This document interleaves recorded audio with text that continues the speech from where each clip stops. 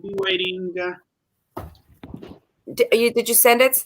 Did you get it? I'll check it later, but we're live right now. Hello, everyone. We're going to say hello to everybody right here, my staff, and hello to our members in the audience. We are still having some technical tune-up going on right here, but thank you for being with us. We're Washington Interpreters, and this is another live stream. And look at Anastasia right here. He's playing with his avatar.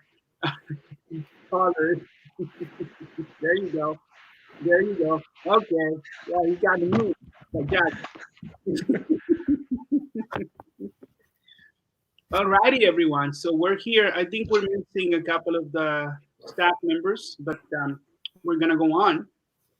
And we'll start with the round introduction. Why don't we start with the lovely ladies, please?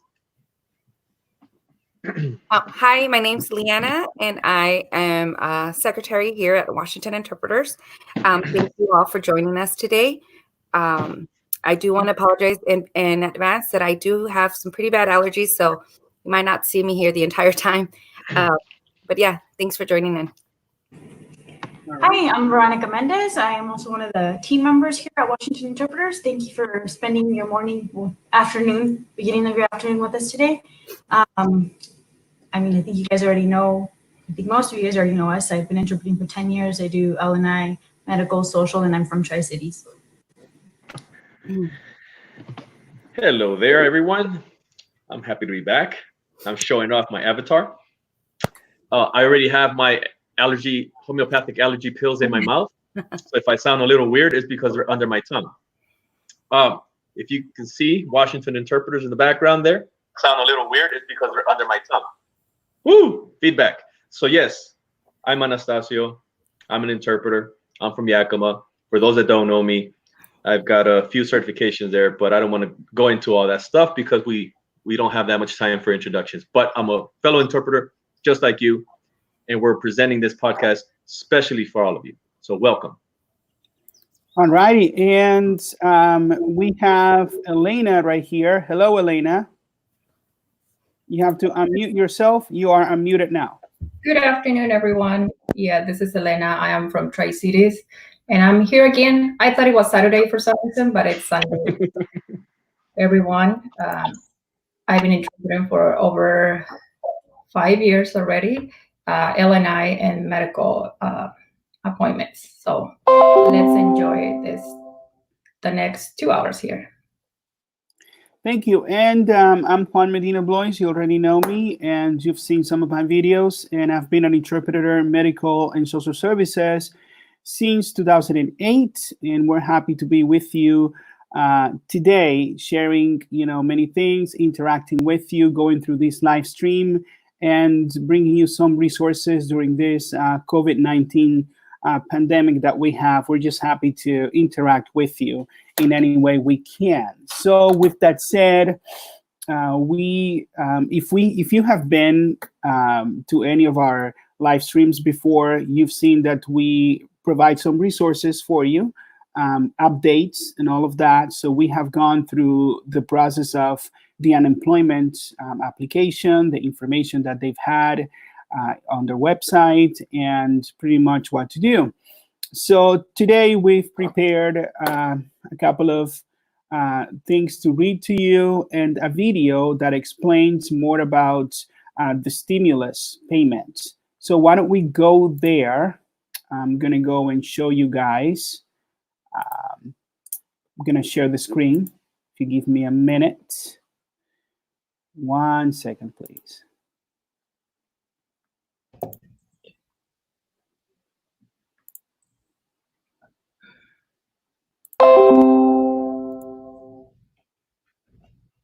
You guys are going to tell me if you are able to see it. We can see it. Yes. All righty then. 1 minute here, please, while I read all of this. All righty. So this is actually, we're going to refresh this page right here. Okay. It's refreshed. And so we will read the information they have here. Now, most of you, if not a lot of you, have already applied for unemployment if you are not working. Illinois interpreters, any interpreter, for that matter, is going through a tough time. But we're still fortunate to have some hours and to actually thrive in this pandemic. We're gonna talk about more about it later and why. But we want to read this for you. They have an alert today. It says nearly 1 million claims are expected to be filed this week. Get ready for this and learn more. So they're telling you avoid getting caught in the crush with these tips. Sunday and Monday are the highest traffic days. If you can wait to file after Monday, please do. Okay, that's a pretty good advice right there. If you can file online and by phone 24/7, traffic is lowest late at night to early in the morning from 11 p.m. to 6 a.m. Not a first-time filer? Submit your weekly claim via automated phone system after 6 p.m. And that's the phone number right here, 800-318-6022. Now, I know that people have been telling me, and I experienced this before, when you call that number, if you call really early in the morning, you have higher chances of getting somebody on the phone. But it's really rare that you get anybody on the phone even after 8 o'clock in the morning because they have a lot of people. So we're going to scroll up right here and click on Learn More and read to you a couple of paragraphs right here that are really good. It says filing a weekly claim. You already know they are expecting about 1 million people weekly to file weekly claims starting on Sunday, April 26th. Here are 3 things that will help everyone get the assistance they need. Number 1, file a different day. This is a big ask, but it will help a neighbor in need. If you can afford to wait a couple of extra days to get paid, please file after Monday. This will allow those who need the benefit the most to file and get paid first. Now, I got to tell you this, even if you filed, let's say on Tuesday, if you already have your direct deposit set up, you could confirm this with them, but you will get that payment in about 1 to 2 days, So don't worry about it. Even if you filed on a Wednesday, a couple of days after, you'll get that payment in your bank account. Then number 2, it says file late at night or early in the morning. It says you can file online 24/7 and by phone from 12:01 a.m. to Sunday to 4 p.m. Friday. Try submitting on the phone in enough hours. Submit your weekly claim via automated phone system before 6 a.m. or after 6 p.m. 800-318-6022. Tips to find what you're looking for. Apply online. That's the fastest way to access benefits, is to apply online. We have updated our website to make it easier to use. Then be prepared. Before you apply, read the instructions and watch our training videos. This will help you complete your application and speed up processing times. And then search the website, and this is the warning they give you right here. Please don't call us unless you absolutely have to, okay? Use our website. The unemployment page is a great place to start. You will get paid. Lastly, after your application is approved, you will get paid for the time you qualify for. When you apply, start your claim from the date you lost your job. So those are tips, okay, to deal with the unemployment. What I'm going to do right now is I'm going to play for you that video that we have prepared for you, okay? Thank you for paying attention. Give me 1 minute.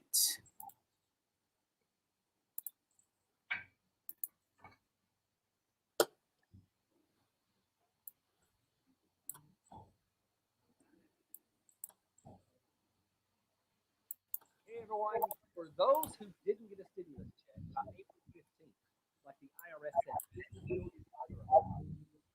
probably went to the Get My Payment page in the IRS website to find out where your money was. And after you put in all the required information, it's likely that you may have gotten payment status not available. This is a frustrating message because it tells you absolutely. No se escucha, Juan. Can't hear him. Turn the volume up, please. Okay.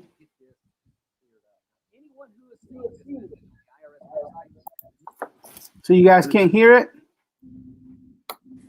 No. No? Start it again. Hey everyone, for those who didn't get a stimulus check on April 15th, like the IRS said 80 million other Americans did, you probably went to the Get My Payment tool on the IRS website to find out where your money was. And after you put in all the required information, it's likely on the IRS website to find out where your money was. And after you put in all the required information, it's likely that you may have gotten the following message: payment status not available. This is a frustrating message to get because it tells you absolutely nothing. But in today's video, I want to cover 8 reasons why you may be seeing this message and some of the steps that you can take to get this cleared up. Now, anyone who is seeing this message on the IRS website needs to stay tuned for all of this video. But if you're on Social Security, you especially need to hear number 8. And listen, if you haven't already, be sure to subscribe and click on that notifications bell so you won't miss any of these updates. I don't put out new videos every day, but when I see something I think you should know, I do hit publish. And if you subscribe and hit that bell, you'll be the first to know. So let's jump into the 8 reasons you may be seeing the payment status not available message. Reason number 1, you may not qualify for a stimulus check because your income is too high. Now, these income limits were set in the original bill as follows: $75,000 for single filers, $112,500 for head of household filers, and $150,000 for married couples filing joint returns.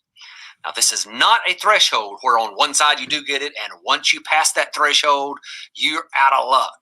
But this first threshold is where the phase out starts, and for every $100 over those limits, your stimulus payments will decline by $5. Now, I've been hearing a lot from those who are in the phase out range that they are receiving this message. So their income is above the first threshold, but not high enough to prevent them from receiving any payment at all. I'd like to hear your feedback here. If this is you, if you're in the phase out range and you're getting this message, will you let me know down in the comments? Okay, moving on to reason number 2. You did not file a tax return in 2018 or 2019, and you should have. One of the requirements to receive a stimulus check is that you had to have filed a tax return if you had enough income to mandate filing. So if there was a requirement to file, you should have filed. So if you just skipped it, you're probably not going to get a check. Reason number 3 is because you've recently filed a tax return and the IRS simply hasn't processed it yet. When a lot of people heard that those with a tax filing obligation would be required to file a tax return before they receive their stimulus payment, that was a big rush to file. TurboTax even set up a tool to help expedite this. And until the IRS processes your return, you'll keep seeing the payment status not available message. Now, this could take a while, so just be patient.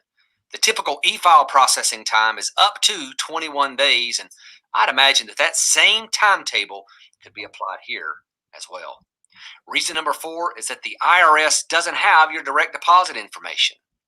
Now, if you provided your direct deposit information on your 2018 or 19 federal tax return, the IRS should have all of the information they need, particularly if you received a refund in your bank account. And that part about the bank account here is important. If you received a refund anticipation loan from your tax preparation company, you probably didn't link up your bank account properly. Instead, it was sent to you on a prepaid debit card. Now, I don't want to get into all the details here, but the big 3 companies, Jackson Hewitt, H&R Block, and TurboTax, all have slightly differing takes on what will happen here. So if this is you, I'd recommend going to the Get My Payment tool and providing your bank account information without any further delay.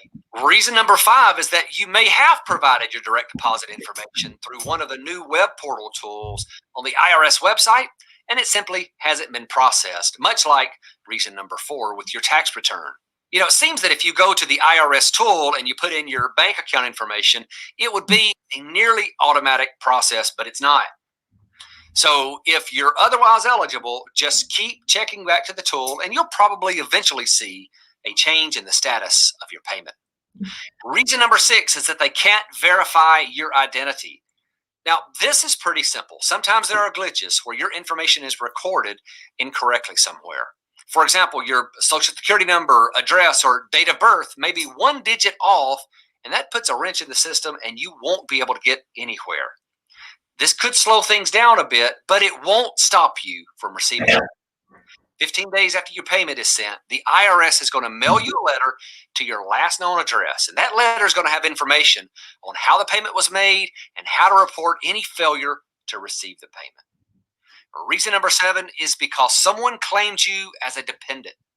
One of the requirements to receive the check is that you are not a dependent of someone else. Now, this has caught a lot of high schoolers and college age people because parents can claim a child up to their 24th birthday if they're still a student.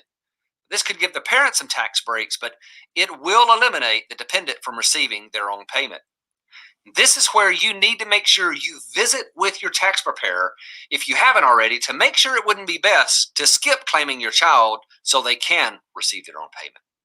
And reason number 8 is that you receive Social Security benefits, SSI, or veterans benefits. The reason you are still seeing this message is not because you need to do anything, but these payments will happen automatically. But the IRS has said that benefit recipients will receive the payment status not available message because they are still processing information from the other government agencies. So the IRS has to talk to the Social Security Administration and get the information back. It's going to take a while. But once that information is processed, the IRS expects to update the status of your check in that tool. Now, whether the reason is one of the ones that I've listed here or some other obscure reason, the IRS does say that it's updating the Get My Payment portal on the IRS website every day. And I did see in one place that they update it once a day. So there's no need to check it more than once a day, but I absolutely would continue to check on a daily basis to see if your status is updated or not. Now, I have heard from some viewers who are receiving Social Security benefits, but they are still having to file a tax return. And they're telling me that they are also receiving this status not available message.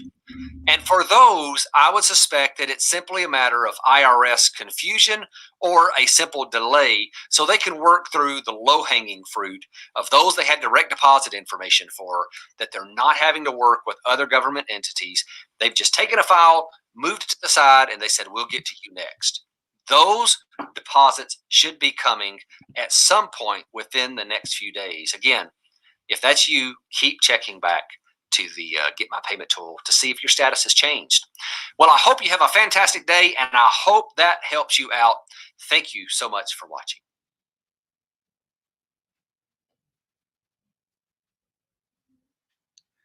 All righty, we're back. Thank you guys for being so patient. Emiliano, Amelia, we have a couple of people active in the chat. Thank you for joining us. And we're going to continue with the rest of our program right here. We hope that you enjoyed the update on the resources, the unemployment, and the video. Now we're gonna have, I'm gonna have the ladies take over right here because we have a special guest today with us, and her name is Pastora Hernandez Barbee. And this segment right here is called Dealing with Anxiety During COVID-19. Those of you that don't know Pastora, she is a mental health professional. And I'm going to let Anastasio, Elena, and Veronica introduce Pastora a little bit better because it doesn't do any justice when I do. They know more about Pastora than I do myself. So go ahead, girls, and Anastasio. Adelante. Ladies first.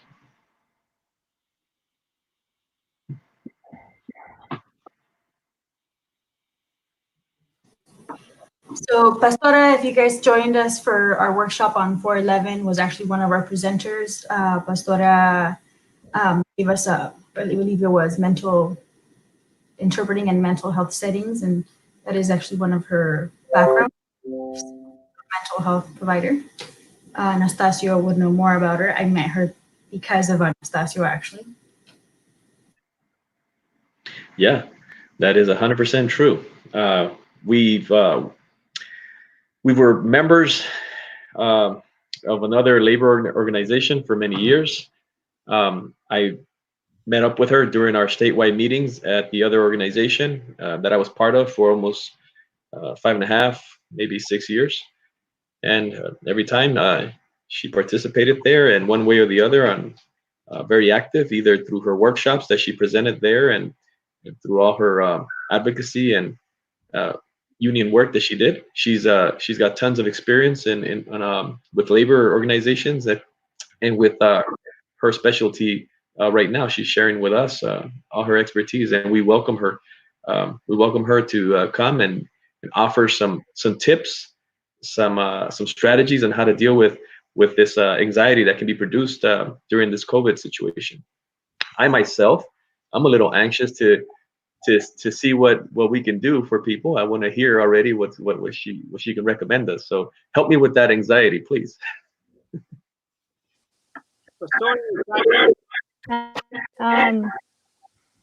Okay, so do you guys want to see me? Here it is. I was trying to figure out where I have my camera and everything. Thank you very much for having me. It's good to see your faces again. And yes, like Anastasia was saying, I was part of Local 1671 since pretty much their beginning. So I did a lot of work, a lot of lobby days, a lot of work with the legislation. So I was very active. I kind of was super active at one point, and then kind of, when I was going through my master's degree, it was really hard for me to dedicate time to other things. But I was part of the board, so Anastasio, how many meetings we had and how many fights we had there. So, but now, I'm glad to be part of this other organization. Elena, I haven't sent you the email, but I have it there. I have it ready just to be sent. And so, things that I would like to say about mental health, right? We all are dealing with different things right now, especially with these restrictions. And the way I have, kind of understood or like absorb the information and kind of integrate the information about COVID is that this thing, came and disrupted our lives pretty much. The life that we knew is going to be pretty different from now on. And I think it's going to be different since day one. So since, Anastasia, you were talking about being anxious, right? So, not because I have mental health training doesn't mean that I didn't get anxious, and it didn't mean that I was also, scared about what it would be the repercussions of all this, right, at the end, which is still going. It's not done yet. But some of the things that I would like to say, first, we need to acknowledge and kind of recognize, how do we define anxiety, right? Lately, I've been hearing the word anxiety is being used for many different things. But anxiety is pretty much having the feeling that we are living in this kind of current, and recurrent tension and state of nervosism, and having these obsessive thoughts. That's pretty much what anxiety is. Having these obsessive thoughts where our body begins to respond and being aroused by this thinking, right? That's how anxiety works. It gets fed by a thought. And we kind of enter into a mode of like fight or flight. And so I don't know, Anastasia, if you have experienced that once you're thinking, okay, what it's going to be, like trying to think how, once you have your thought installed and then you're like having, like your heart rate start like increasing, you start sweating, or, people also have been like comparing this, like having a panic attack. So that's when the state of fight or flight is all over the places. And so if you ever have an experience where you feel that you are in danger, you know your response is fight or flight. So you have two options. You fight for your life or you run for your life, right? That's pretty much the term. That's what it means. And that has responses on, but you know, physiological responses. So part of the things that we have to remember is like our body cannot hold that for too long, right? It's like the injection of adrenaline, and it just lasts for a period of time. But what happened is we start like having maladaptive behaviors around that. And so the idea of like managing anxiety is like first recognizing what are we getting anxious for? What are the, you know, what are the thoughts that are coming to our head, or and are like those obsessive thoughts? How, you know, first where we start with those thoughts. Hold on, guys. Something got stuck in my feet. There you go. And so once we have that, you know, we start thinking on like, what is our ability to cope with that, right? With that fear. So for instance, when this pandemic started, you know, I was kind of obsessed with watching the news, right? As soon as I have an opportunity to get the phone, I was watching the news. And so the more I was watching the news, the more anxious I was getting. Why? Because I needed to know. And so, but nothing was good coming. It was just information of this, information of that. And, you know, the amount of death that were coming, or, you know, like when here in Kirkland, everything started, I swear to God that as soon as I had access to my phone or the TV, I was just watching this and watching that. And so that, if you realize, that becomes like a cycle, right? And I remember my husband and I, we were like in bed and just thinking, do we need to get this? Should we prepare for 2 weeks, for, you know, for a month, without even knowing that we will be having, you know, this shelter in place, right? That's at the beginning. So what I want to say with this is like, if you see, guys, all our lives, all our routines were disrupted, right? And they're still disrupted. And that's pretty much the biggest issue with dealing with COVID. And is all our routine has been disrupted. And so the idea is how we readapt, right? We first integrate the information. We kind of receive the information. We deny the information. I still hear people that says that COVID is a, what is it called? A hoax. And we heard that in the news. I don't want to say who said it, but we know who said it. So, you know, and I'm still, no, it's not a hoax. It's something that we're, you know, dealing with. So that sense of denial also, you know, causes anxiety into other people, because then these other people that is not in denial are seeing the behavior or experiencing the behavior of people that is really saying, oh, there's not virus, you know, I can go around without mask, without washing my hands, without doing anything, I'll be okay. But it's not the person that is going to be okay. It's a person that is vulnerable, right? That is not going to be okay. So going back to the routines, we all have routines, and having routine is really good. But also I will say that these routines can be adapted. One of the blessings that I found during this, you know, pandemic is that we're not in when was the other pandemic, 1912 or 1917 or something like that, if I remember correctly, the Spanish influenza. Nowadays, we have many different ways to connect. Technology is available. What we're doing right now is a proof of how easy it is to connect with other people, right? And so maintaining those contacts, maintaining that communication open, and like reaching out for people that, you know, that you can reach out and say, hey, I'm having a hard time right now. Can we talk? Right? That's one of the first steps, like, you know, getting out of that isolation phase, which we were asked to be isolated. And I keep saying, you know, social distancing doesn't mean being alone, right? It's simply like we are modifying the way we socialize. We're modifying the way we interact with people. We're modifying, and we are kind of adjusting. So one thing that I like this quote. I just want to read it. It says, rigidity can be as bad as chaotic permissiveness. So going back to the routines, having routines are good, and that helps with anxiety.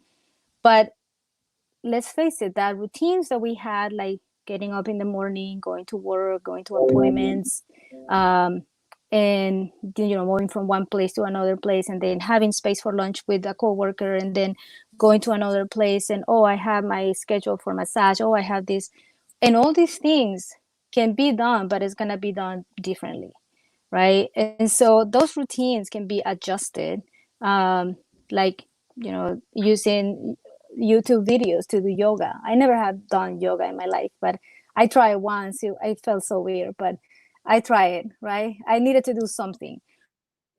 Walking with your dogs. You don't need to necessarily have 10 people walking with you, but walking, where I was going with this.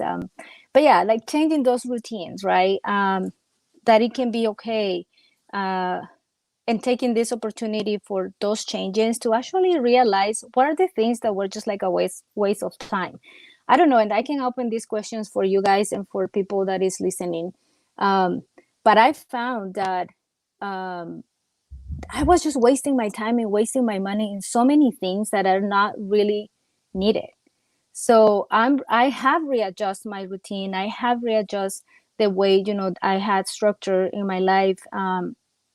And really, I don't need to go and do all other stuff that were not necessary, because guess what? I'm alive and I have survived many other things. And so, I don't know, like pushing forward to that resiliency, I think is going to help us to also deal with anxiety and with those feelings that we have to be fighting or flying all the time, because that eventually, we cannot keep that for a long haul. It's gonna damage our mental health if we keep like being rigid about what it was before. I think the way I approach is how you build that future for you and your family. So, any question about that, or any other things that I can, kind of respond, or yeah, what do you guys would like me to go through something like an exercise or something?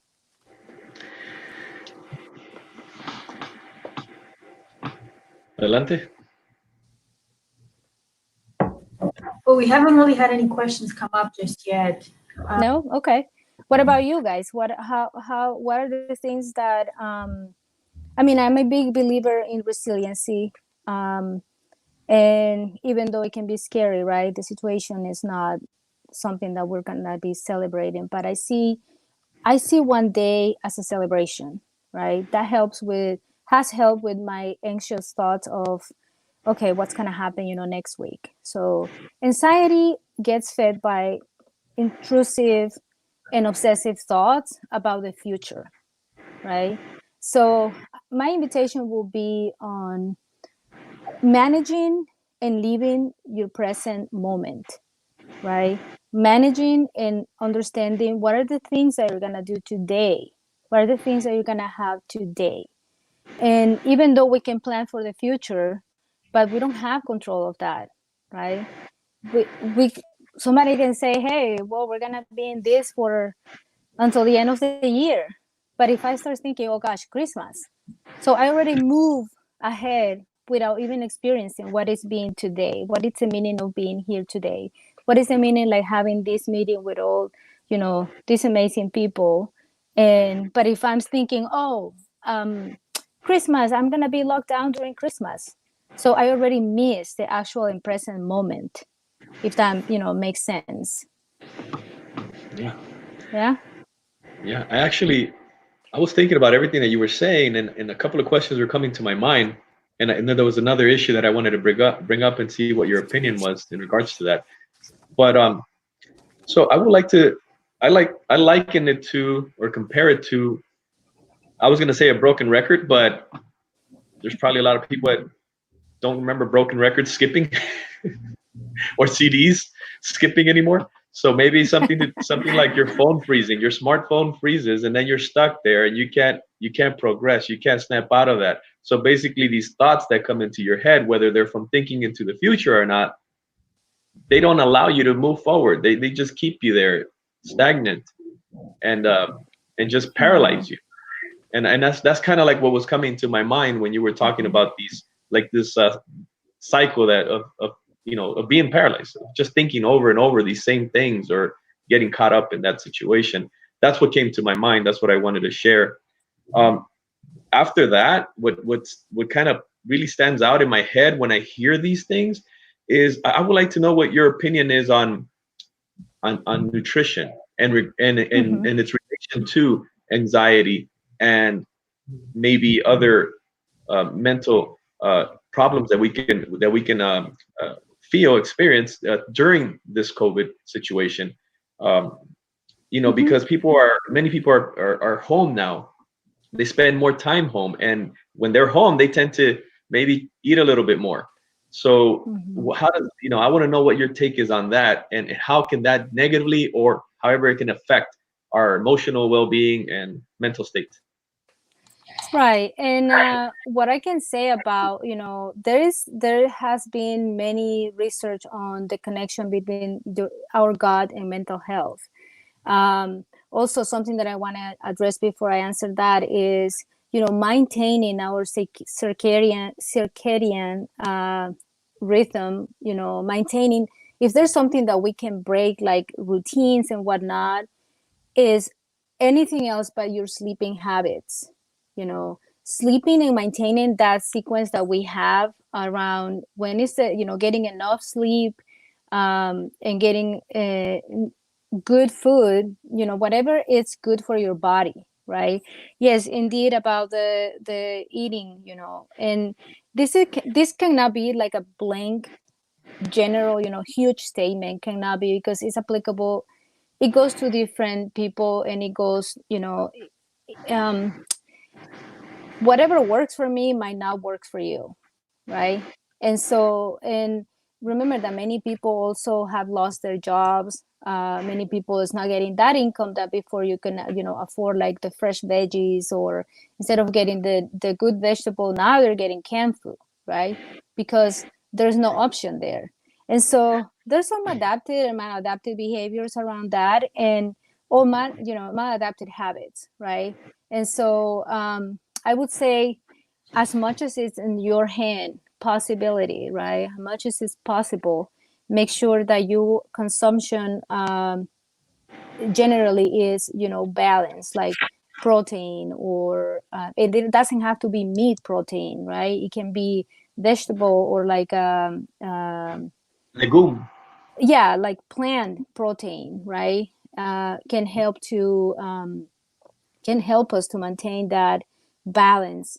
Also, like pretty much maintaining your, I think you have mentioned before that you have are you vegan, if I remember, or you were trying to be vegan? Personally speaking, I'm not a vegan. I Okay. eat very little. I eat very little animal protein, but I do consume it. Right. You are? Yeah. Yeah, so maintaining those routines that work for you, right? And again, I found myself eating a lot of chips, and I'm eating when I'm anxious, because I usually don't eat chips. So catching ourselves, in those moments, that's what is kind of having like a mindfulness eating, because I ask myself, why am I eating chips? Am I eating chips because I'm hungry?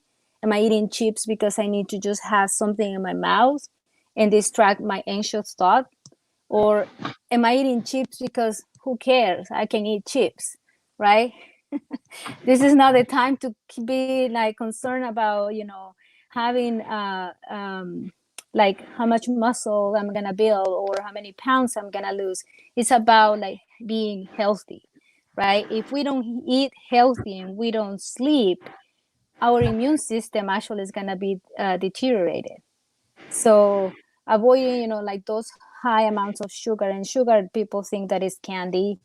And no, sugar comes in different forms, right? Simple sugar, complex sugars. But I think mostly it's like catching yourself and asking yourself, why am I doing this, right? Am I eating these big potato chips or these big tortilla chips because do I need it? because I wanted, and also if you really just want it, just forgive yourself, right? Don't be hard on yourself because you're eating chips. That's my defense mechanism. Oh yeah, I'm justified and I just can eat chips. But that's an example. Yes, like maintaining your routines as much as you can. It will be definitely helpful. And again, like catching yourself in the things that you are doing differently, and ask yourself, why am I doing this? That will be, the first step to kind of recognize, and then, live with that decision on what you want to do on that. I agree.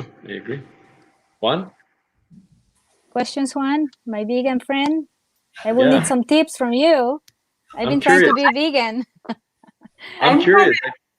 Last time we were at Lulu's, I thought you ate like some my recommendation. You did? You ate my burger, right? I got a bit of a memory. So yes, so like I'm vegan, but I do relax here and there whenever we have an event or whatever. It's not like every day, but I'm not strictly vegan where I'm not gonna have a piece of meat once in a while. So, but I do recognize that when you have plant foods, everybody's different, but my body reacts different. I've had some stomach issues before, reflux and stuff like that. So when I eat veggies and fruits and plant-based protein, my body reacts better. I lose weight faster. And so, yeah, I think it plays a big part. Nutrition plays a big part, whether you are a vegan, you eat meat or whatnot.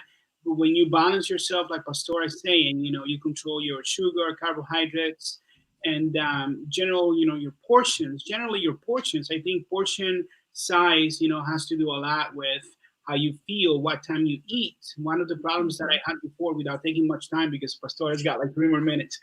One of the problems that I had before when I got a lot of acid reflux is that I would eat a big meal like at 9 o'clock and go to bed at 10. That's not good. You have to allow at least 3 to 4 hours after a meal before going to bed. So that's just my experience. I mean, I could go on and on a lot about things, but I agree with Pastora. I know nutrition is big when it comes to dealing with stress and anxiety. Mm-hmm. And I think one of the girls was... I lost my train of thought already.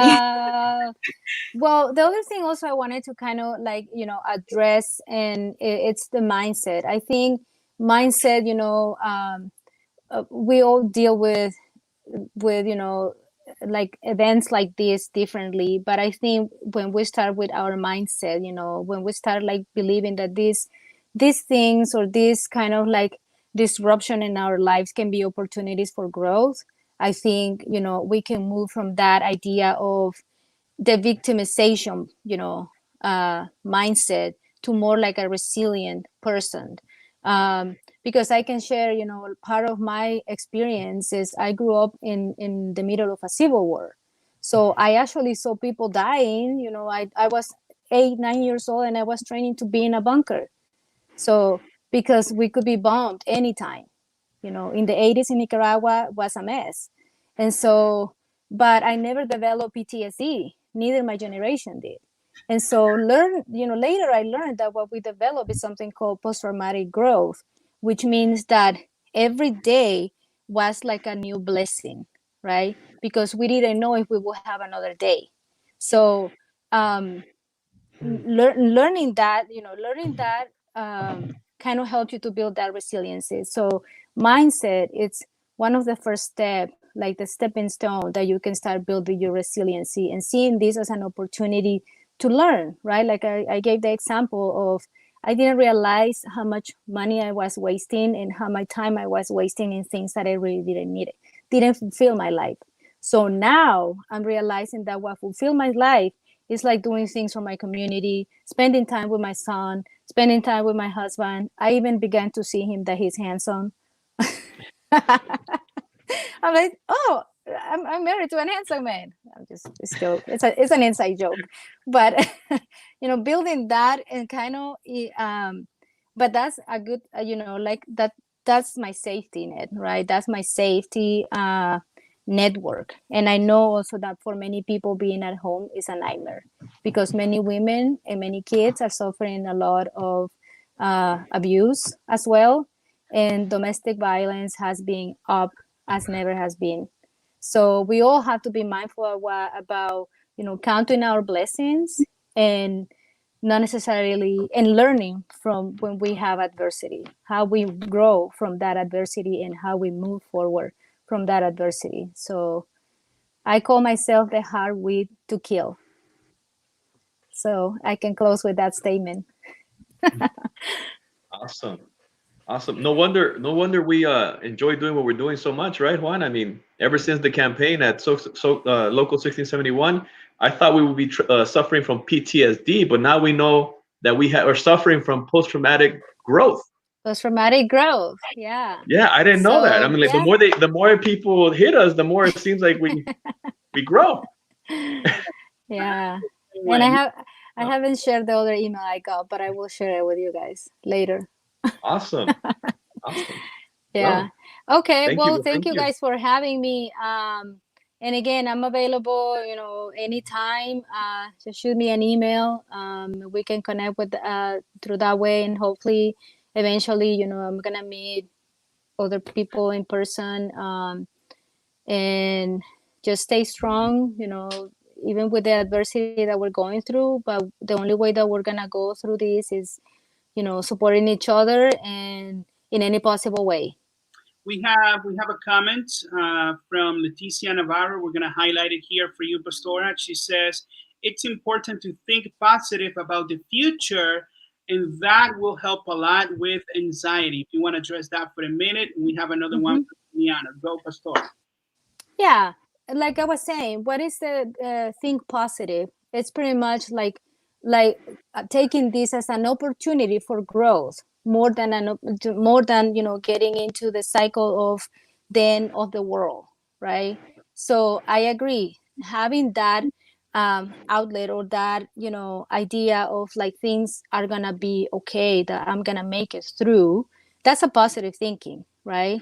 And so that helps with the anxiety. The only thing I would just be like aware, not necessarily careful, but I would be aware of not spending too much time in that future, right? Because like I said, some of the things that can send us to that is like we lose track of our reality, of our present moment. And so one thing to deal with anxiety is to leave our present moment, being present.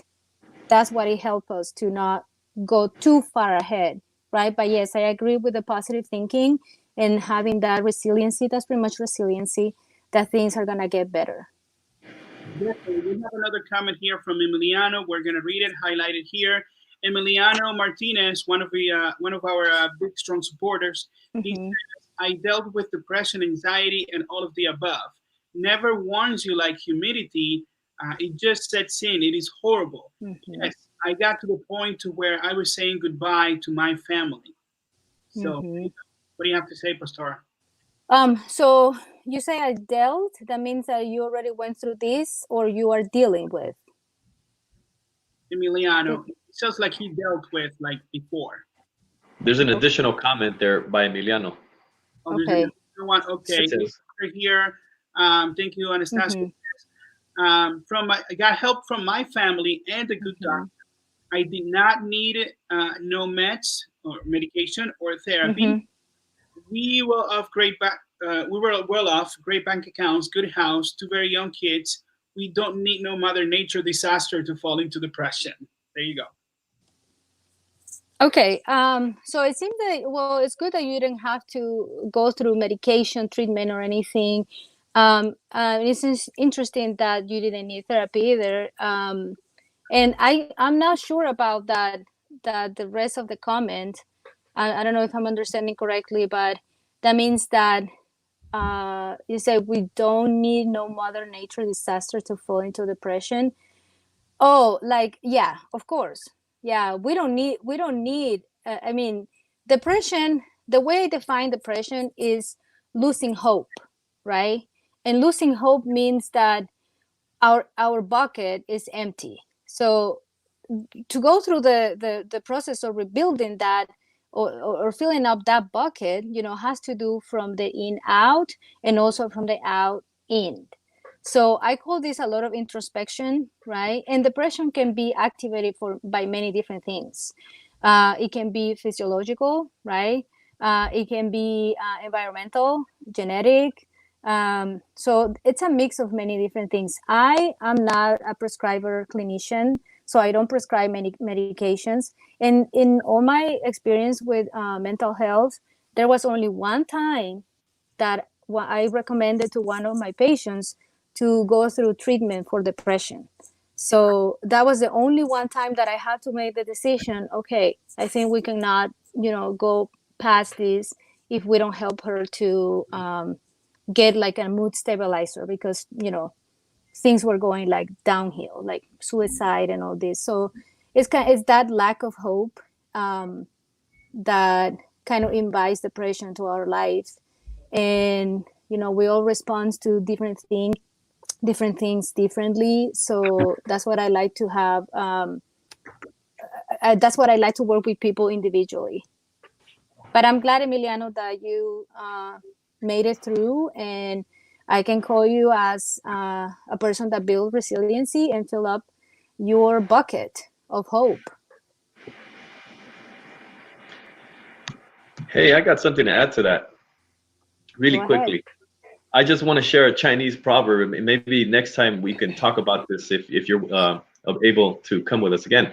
I basically have a simple proverb that I address or that I think about, and it goes like this: if a problem has a solution, don't worry about it, and if it doesn't have a solution, worrying won't fix it, won't help. Mm-hmm. So it keeps me from wanting to worry about something, whether I want to worry about it or can't help to worry about it. I just don't worry about it. So instead of a bucket list, I have a different type instead of a bucket, I have a different type of a bucket. Mm-hmm. It's a different type. It's a different type of bucket. For those of you that know me, you probably know what kind of bucket it is. I hope it's not beer. No. It's a bucket with an F. I'm just saying. I don't give a damn about that. I just don't care. I don't let it get. All right. Well, I wish you all well, stay healthy, practice mindfulness, take time for yourself. This is a time that we actually can slow down if you see it. We always were running, rushing everywhere. This is how many countries in Latin America live, like slow pace. So I'm loving it. I'm liking it. And I'm like, thank God we can slow down. We don't have to be rushing in the freeway, fighting with people, etc. So take this time to kind of readjust what you already have. And like, again, realize what are the things that you really, really need. All righty. Well, thank you so much, Pastora, for being with us. This has been fun, very beneficial. Anytime I listen to one of your presentations, I learn something different.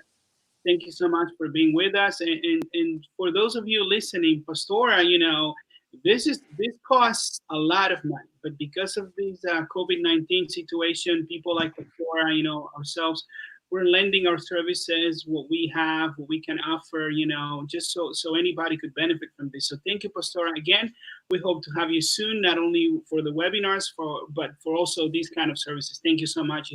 Thank you, guys. Have a good afternoon. Thank you. Bye. All righty then. So that was Pastora. That was pretty fun. We have now the next segment right here. It is our HCA petition and timeline of events.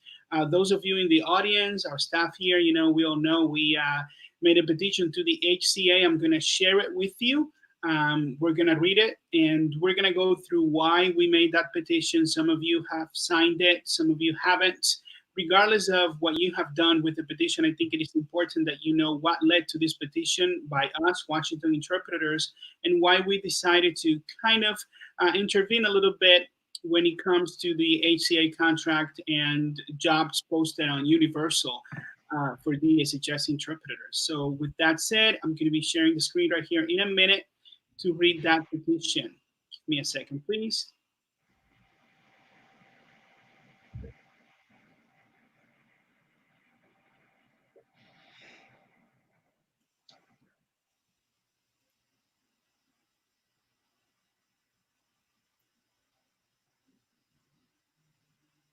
Alrighty, you guys can see it.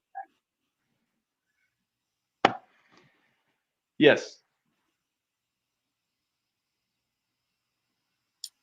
Are you sure you guys can see it? Yes. Yes, it's on there. Shows up as green on my screen right here. Green? Yes. But just give me 1 second here. Just want to make sure that I'm presenting this the right way. Let's see. A little bit of a technical difficulty. Let's see. Sorry about that, guys. Hey, Juan, did you go into your settings when we were talking about this at the beginning? And did you go into your settings and try changing the avatar in the beginning? Not yet. I'm going to be doing that a little later. But yes, I made a note of it. No, the reason why I'm asking is because it has a green background in there. In case you did, I thought you maybe had pushed it. No, I didn't. Okay. I didn't. But anyways, so here we have the petition. Okay, let's go to it.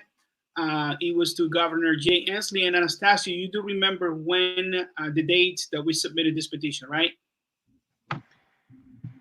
Off the top of my head, are you actually? No, I'm going to need you to remind me, unless I got to look it up here. Apologies for that. Well, if you guys, any of our staff members, if you come up with the dates, but we came up with this petition because the healthcare authority's decision to suspend in-person interpretation, right, because of this pandemic. And Universal sent one email on April 10th. But we're going to read this petition first and go to that timeline of events to show you why it happened. So this petition reads like this. Healthcare Authority, and this was to Governor Jay Inslee and the Healthcare Authority, allow interpreters to work in person, created by us, Washington interpreters. And it says, as essential workers in our state, we have been told by the HCA that we can't cover in-person appointments. As of April 16th, 2020, the HCA has determined that all interpretation jobs will be covered over the phone through the remainder of this COVID-19 pandemic. As language access providers, we were not taken into consideration when this decision was made on our behalf. WFC/Interpreters United/Local 1671 is the union that represents the HCA segment of the language access providers and has not advocated against this decision. This stance indicates that they are either in agreement or powerless against it. We have received multiple reports of interpreters not finding OPI jobs available on the ULS portal. We are also DSHS certified interpreters who subcontract with ULS. We cannot stand still while jobs are not available and our fellow interpreters suffer. As stakeholders, we demand the immediate return to interpreting in person as soon as possible. If LNI was able to adjust to our needs as interpreters, why can't the HCA do it? Since the very beginning, our mission has been to defend in-person interpretation. So please, Anastasio, explain a little bit what led to this while I find that ULS email to share it with the audience. Yes. I was about to do that myself. I'm actually probably closer to that than you are. Give me 1 second here. I got it. Okay, go ahead. Yeah, this is very important. We figured that there was a lot of changes going on, and primarily these changes were coming about because of other people's decisions taken on your behalf by others, leadership that maybe is out of touch as far as I'm concerned, and aren't putting you as a priority, because if they did, they would have asked you before considering any of these changes. Therefore, when I see that HCA interpreters or interpreters that cover HCA jobs are now primarily moved to working from home and depending on OPI primarily, the first thing that comes to my mind is there going to be enough work, and how much is your income going to be impacted? So even though our movement is not seeking to represent HCA interpreters. It's not set up to want to represent HCA interpreters. We as DSHS certified interpreters, as the petition says, we do cover appointments through the ULS portal, through Universal. We are affected economically by this decision, and quite frankly, I wouldn't like if that type of decision was made over in the L&I side, because things tend to happen in that order. If we think back to a couple of weeks ago when the L&I interpreters were not able to work from home and bill at in-person rates, until HCA managed to work a deal out with WFC managed to work a deal out with HCA to where their interpreters could work from home and get paid the same amount. We moved ahead and obtained that right for L&I interpreters. Now the tables are turned, as I've said before. Now the majority of HCA interpreters are stuck. That's what I consider. They're stuck at home with very little work available through the OPI system over the phone. And the fact that they were always able to working in person if providers were willing to provide them with the PPE, protective personal equipment, or protective equipment, and other measures of caution, or social distancing, or hand sanitizer or whatnot, whatever precautionary measures that fall under the proclamation from the governor. That right there summed up is just something that I thought were working against us. So I looked into that, and we created this petition so that at least people are aware. At least they're aware that if they are able to and willing to expose, or risk working because they need it, that they can. So we created this petition. Unfortunately, I was told that leaders at 1671 had asked their members not to sign this petition, which is very ironic, very unfortunate, because this petition is looking out for them. This is in no way looking to hurt anyone. This petition is just so that interpreters there have the option. It's called an option. That means you can decide to go back to work in person, or you can decide to stay at home, but you're not being told that you have to stay at home, or you're not being kept in the dark of that ability, which is very important to me. This is why I left that labor organization, because they omitted these types of details. If you would have told me you could stay home, and if you want to continue working in person, go right ahead, I would appreciate that. But if you keep that from me, then this is where I have to ask questions.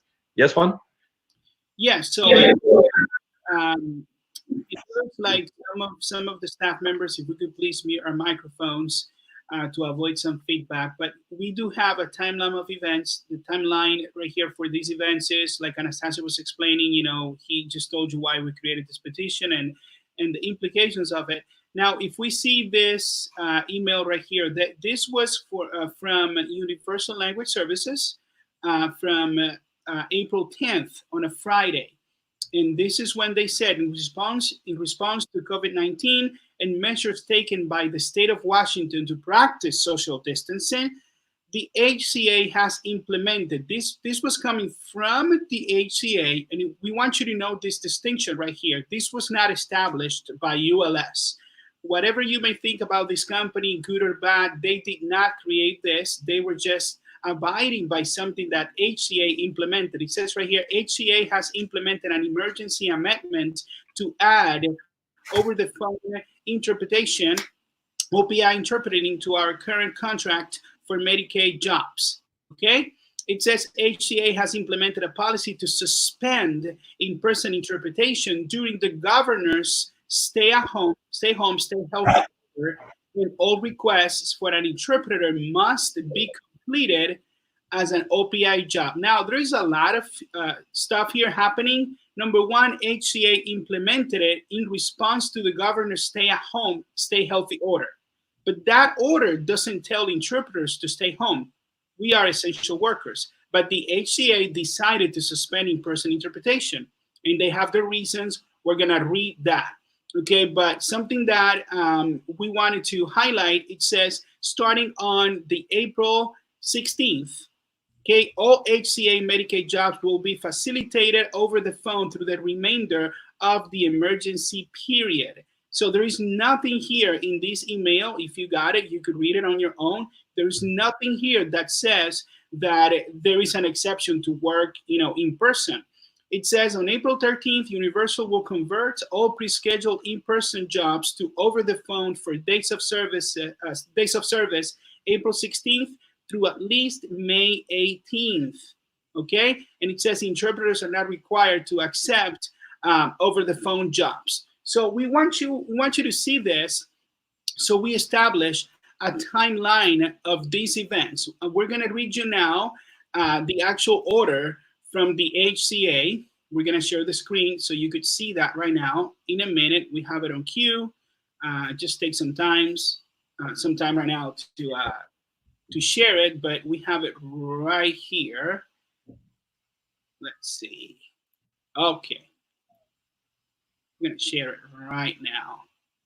It's right here. You all can see it, right? Beautiful. Now, it says right here, okay, this is the healthcare authority right here. This is not something that we're making up. We want you to see this. A lot of people have crazy ideas out there. Interpreter services providers, okay? And we're going to read here, spoken language temporary changes during COVID-19. It says important emergency policy. HCA is implementing an emergency policy change to allow spoken language interpreters to interpret remotely beginning April 16th, 2020. And look and read carefully with me what it says right here. The Healthcare Authority, HCA, has entered into an emergency contract with Universal Language to offer over the phone interpreting OPI, okay, to offer over the phone interpreting for Medicaid clients only during the governor's stay-at-home, stay-healthy order. And this is where you have to distance the stay-home, stay-healthy order from what the HCA decided. It says right here, through an abundance of caution, HCA will no longer allow in-person interpretation for Medicaid clients during the stay-home, stay-healthy order. This policy is effective for dates of service on or after April 16th, 2020. Okay, so this was written before April 16th. It was posted on their website, but we didn't know anything about it whatsoever. We haven't heard Whoopsie Local 1671 Interpreters United said anything about this. This changed later, but we're going to point out why. And then we see an exception right here that we didn't know about. Okay, this exception is what we didn't know about. It says an in-person interpreter can be requested when the healthcare provider determines it is medically necessary to support the client's care. Okay, the healthcare provider is required to provide personal protective equipment and infection control measures for the interpreter. So the question is, how come we didn't know there was an exception and then that we didn't have to come up with PPE or personal protective equipment? Okay, to use this option, an in-person request must be scheduled and a description of the PPE or protective equipment and infection control measures must be entered into the interpreter notes field. This is required. There you go. So there was an exemption that providers could actually use in-person interpreters, provided that they will giving interpreters this personal protective equipment. So it was actually on the provider's side to provide this. Now, protective equipment is not just hazmat suits, is it? No, we're talking about gloves, hand sanitizers, masks, which already most providers have at their disposal for interpreters and for patients. With that said, we're going to go over to another HCA explanation of this policy real quick. Hold on, bear with me, please. I'm going to share the screen right here. Yeah.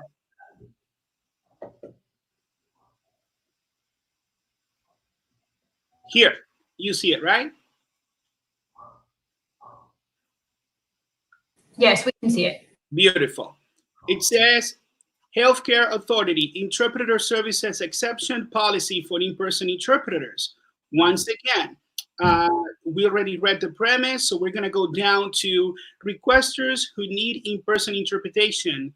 It says HCA will allow interpreters to attend appointments in person if the healthcare provider determines it's medically necessary to support the client's care needs. You must use your clinical judgment on a case-by-case basis to make this determination, and you must provide the interpreter the same level of personal protective equipment and infection control measures used by medical professionals in your facility. It depends on the facility. You will continue to schedule through the Universal Language Portal as an in-person appointment. Pretty easy process, straightforward.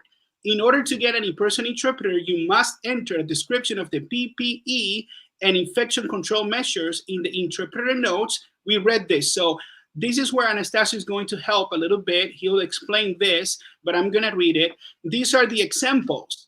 Examples of situations that may determine an in-person interpreter when an in-person interpreter is medically necessary to support the client's care include communicating nuances of body language so that messaging would be complicated without in-person interpretation, such as unusually complex assessments, occupational therapy, or behavioral health. When phone interpretation could be disruptive to therapeutic care and services such as applied behavioral analysis. Procedures and care the patient to move from room to room in which the interpreter phone cannot follow the patient, such as radiology, end-of-life care. Anastasio, what would you say is the percentage of all these jobs? Are these majority of jobs, or are these, a very minute segment of jobs? Or would you say that we could be benefiting a lot if we knew about this policy and it was wide known to even providers? Go ahead, please, before we go to the next slide. Yes, thank you, Juan. Thank you. For example, though, these are just a few examples of where we could still go back and perform our duties in person, interpretation in person. These are examples. It's not limiting us or not limiting the providers to only these type of interpreting jobs. So there's plenty of situations, I would say in the majority of the work that we normally do, that this would apply. I wouldn't just say that it's these examples. But even if we just take these small examples, these situations here, I would say this is at least 70 to 75% of the type of work that we normally do. So instead of not having 100% of the work we always have available to us, we would lose maybe 25, 30% of it, access to 70 to 30% less, but we would still have some kind of an income. We would still, be out there working if we would want to. We still have that option. Exactly. And so this is something that it's really, really important that you understand. In my opinion, see, I also do HCA jobs. I accept jobs through Universal, and that's a portion of my income. And so there was no need, in my opinion, for the HCA to do this. However, they decided to do it. But what's really curious is that we have another union that represents HCA interpreters, and they didn't say anything about this. Till today, we haven't heard anything about them addressing this or telling HCA, the healthcare authority, hey, but we don't need to do this. If it's going to be just, that over the phone interpretation is going to be primarily delivered and providers have the option to use in-person interpreters, then we need to make this known to interpreters and providers alike so we continue to have these options. It's about having options. Just like Elle and I agreed to our petition to let us interpret OPI and video interpretation, getting paid in-person fees. So with that said, I'm going to read to you what we did as Washington interpreters when we saw this, and we didn't see anything happening because like we said, we are also HCA DSHS interpreters. So I'm going to go ahead and show you the next slide or the next evidence of what we started doing. Hold on. And again.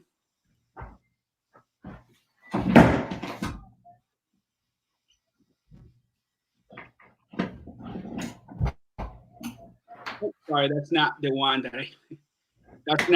I wanted to share. What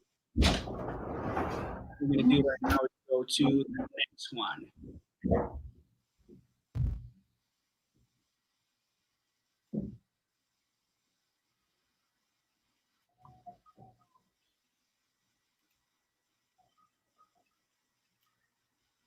Let's see.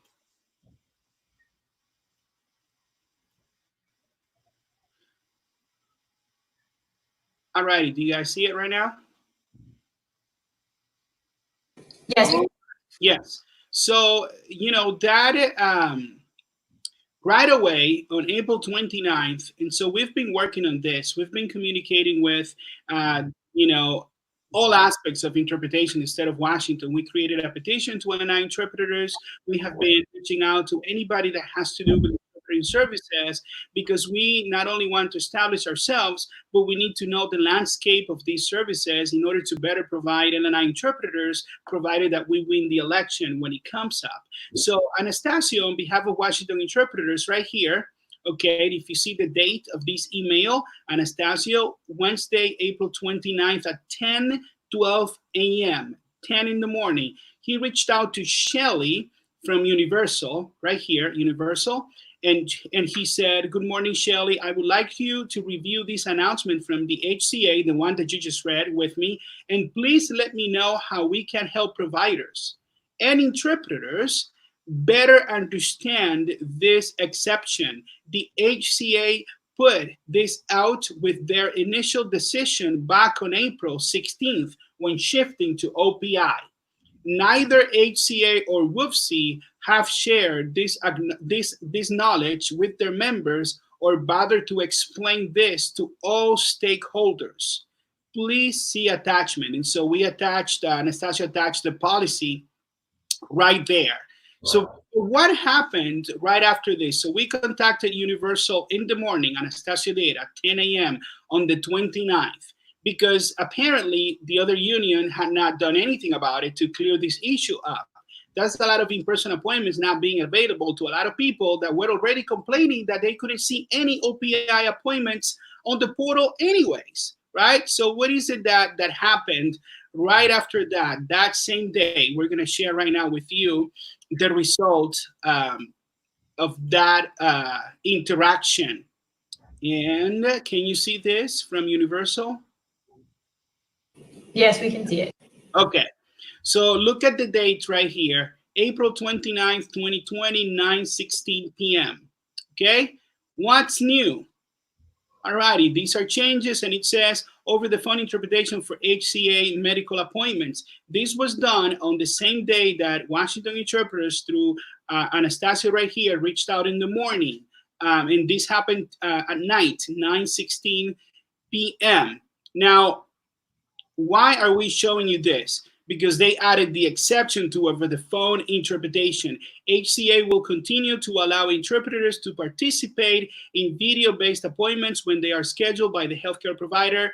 When accepting video-based jobs through the Universal portal, the type of service will be set to in-person. All information the interpreter will need to join the video-based appointment will be included in the notes interpreter field on the job. And then in person, HCA will allow interpreters to attend the appointments in person if the healthcare provider determines it is medically necessary to support the client's care needs. At the appointment, interpreters must be provided with the same level of personal protective equipment and infection control measures used by medical professionals in the facility. And then it says right here, a description of the PPE must be included in the interpreter notes field of the appointment when scheduling via the Universal Language Portal. And then you see right here how easy it is. Notes to interpreter, PPE, mask, gloves, hand sanitizer. Now, is it asking you here to have a hazmat suit?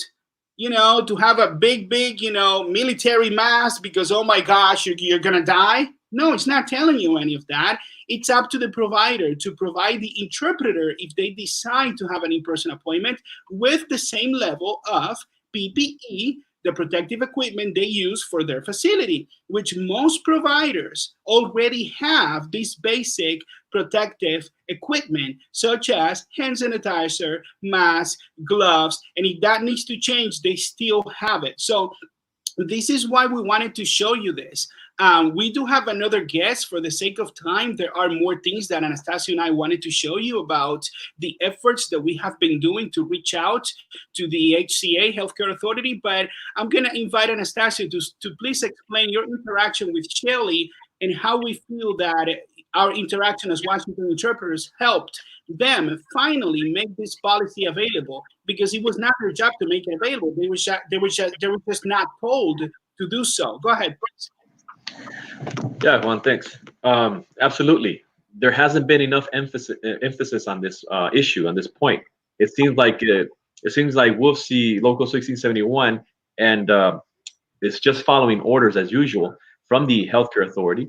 And they were told, I assume, that it would be a better decision or to just move everything to OPI, or just to mention or emphasize OPI, because never in any other place have I seen any mention of this exception since April 16th. Now, I really want to show the other emails that I sent to the healthcare authority. I know that we had previously decided that we were going to put those on another video, which I still hope we do. But I think now more than ever, is very relevant for us to try and show Ms. Template's communication at the healthcare authority, because it helps establish this timeline as well. You said that on April 29th is when I reached out to Universal. So that then later in the morning, excuse me, and then later that night is when they went ahead and conducted the announcement to what's new and what you just said, included the exception. That is 100% true. Many people would say, well, I think that doesn't necessarily mean that it was because of my email that they made that announcement. It could have just coincided.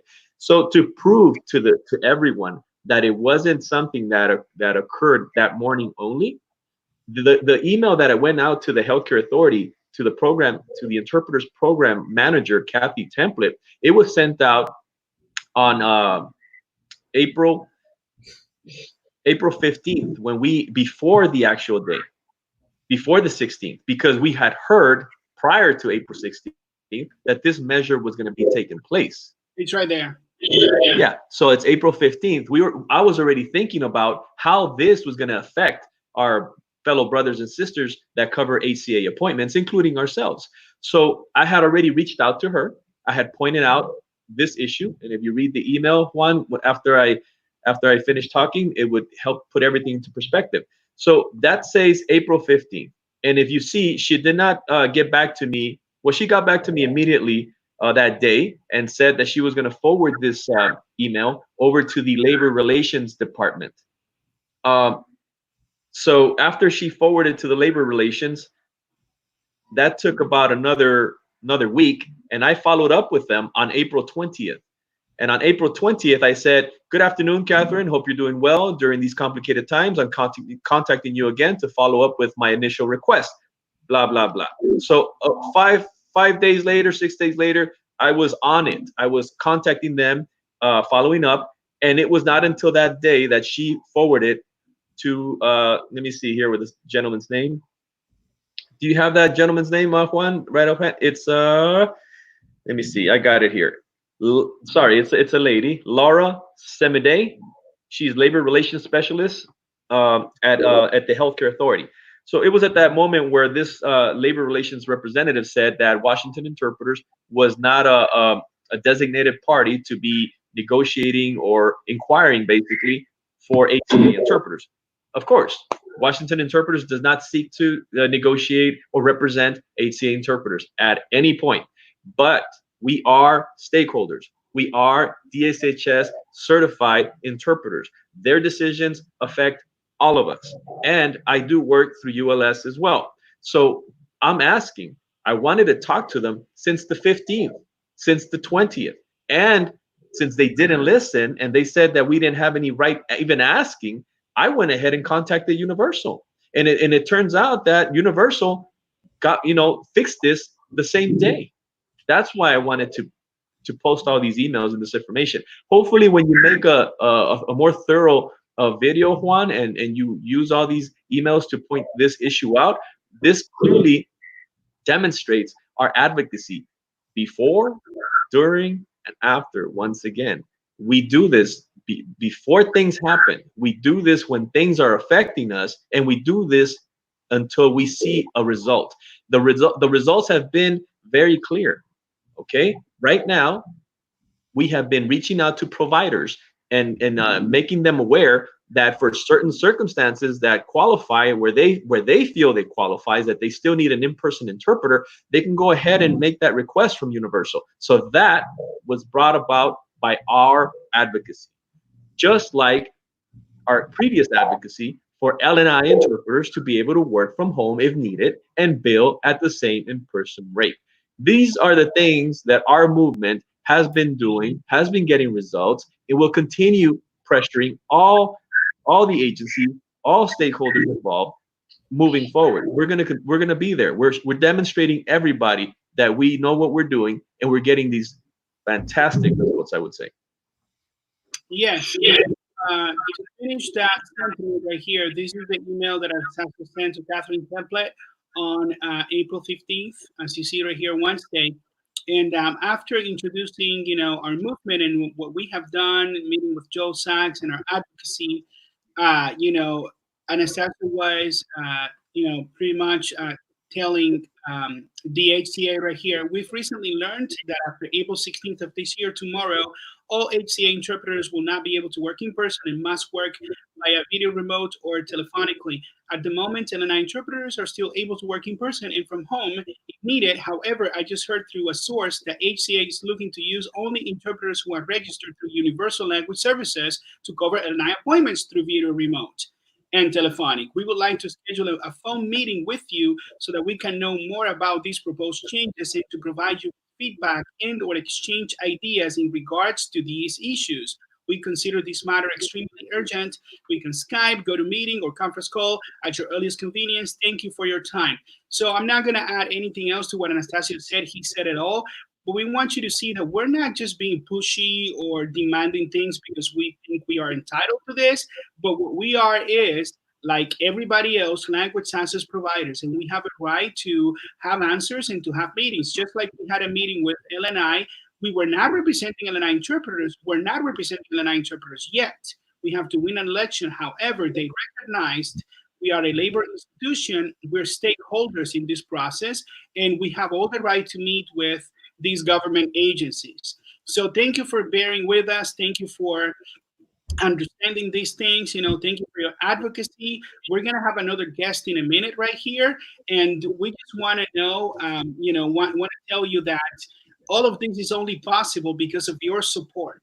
Okay, right here, our beautiful staff members right here, these lovely ladies are sharing or are going to share 2 links. One for this petition, the HCA petition. If you have not signed it, to please help us sign this petition. So this is widely available, more discussed, and they could actually, change this in-person policy and make it more available to everybody. And also, they're going to be sharing our card, so you could help us be on that ballot for the upcoming Illinois election. We're going to touch on that later on after our guest right here. So as of right now, this is the time for panelists. It was supposed to be a little earlier, but we went with the flow of the program right here. And we have Brandon Lang, which is here with us. Let's welcome him, our guest. Brandon, you are unmuted now. Thank you for being with us today. Go. Thank you. Can you hear me? Can you see me? Okay, great. I'm a interpreter. I'm not an interpreter, my bad. I'm a financial counselor from Sound Outreach. And Leanna asked me here because she is a client of mine, and she just wanted me to introduce, what Sound Outreach is, what it is that we do, and give you guys a little bit more information about all that and some facts and a little bit tips of information that we use with our clients that hopefully you guys will find useful today. I sent over a PowerPoint to Leanna, and then she said that I think the administrator was going to run it. Yes, run it right now. Okay, just for a tip, the audio is already pre-recorded, but when you click to go into the presentation, it doesn't do it automatic. So you click in, the audio will start, but then when the audio ends at that first slide, then you'll have to click to the next slide. So okay, let's share it right now. Okay, great.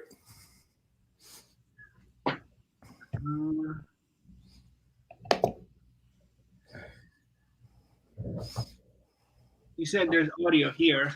Yeah, if you go into the presentation, to click on that little presentation button on the bottom, and then it'll bring it up full screen. Let's see.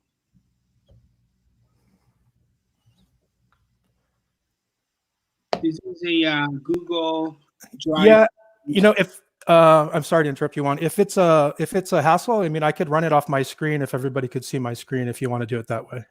Okay, if you want to share it, if you can share your screen, that'd be great. Yes. Okay.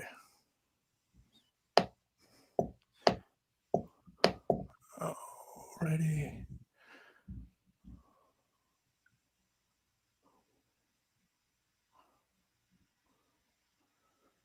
Okay, are you able to share see my screen? Not yet. Okay.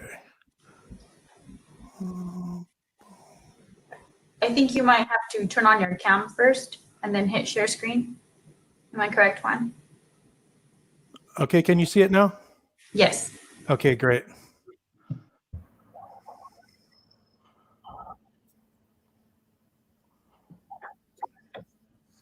All right, so it looks like I'm at the end of my slideshow.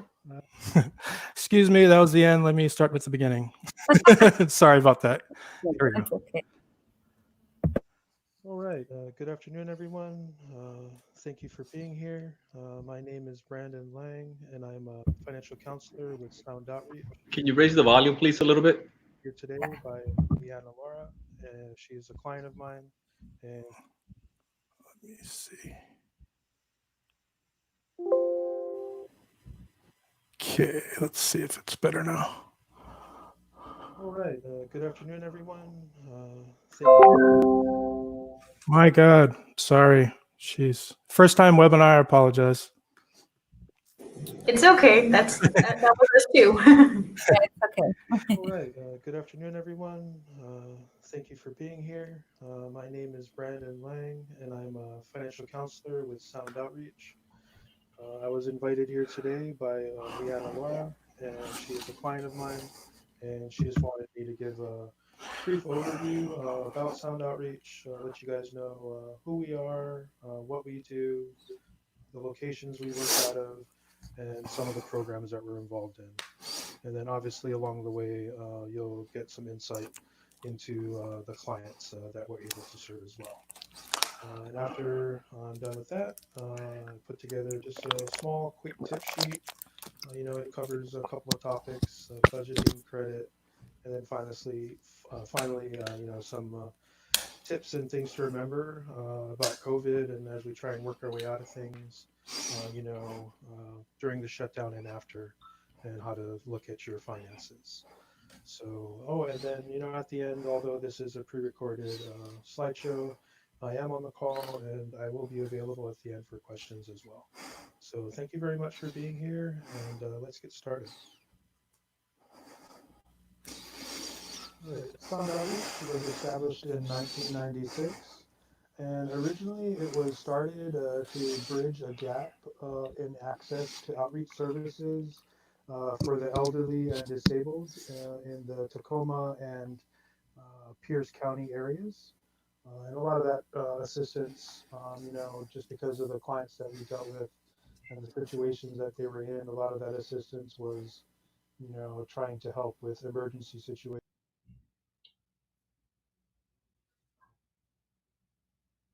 I think we lost him. Whoa. Okay, let's keep going. Maybe he'll log back in. I can't hear any of you. Can you guys hear me? Yeah, I can hear you. Veronica. Oh, there you go. Yeah, we can hear you. Yes, so okay. Let's give him a minute so he can rejoin us. I don't know what happened there. Hey, Juan, do you see Martha Hipolito anywhere in the waiting area? I think she was, but we already had 6 people, so we couldn't let her join. Okay. We can only have 6 people at a time. So right after this segment, and we need to get a hold of them pretty quick so we could go through this. Liana, if you have his contact info. Yeah. Sorry about that, guys. This happens live. Technical difficulties. Yeah, but as we were saying, Juan, too, that so the cards would also be sent out too, right? Today they will be emailed for people to sign and send back to us for the Washington interpreter. Not today, no. Got it. Yeah, what we're talking about is just sharing the link right here. Time, so people can have the link to the card and share it with your friends. If you get this link and you have interpreter friends, please share it so people can support our movement, see the kind of advocacy that we have been conducting, so we can keep doing it and keep on providing these broadcasts and webinars. So do you have Brandon already? I've tried sending the link through the comments quite a few times. It's not going through for some reason. So we will have to email it. Okay. It's not going through in the live comments. Yeah. Okay. Do we have Brandon back? If not, we could try to get Martha while we get Brandon. I think that would be a good idea. Sure, let's just bring her in so she can just say hi and participate up close. And then if the CPA comes back, we could just ask Martha if she could step out for a few minutes. All right. If she doesn't. Martha, if you're listening to us, can you please click on the link? We could add you to the screen right here.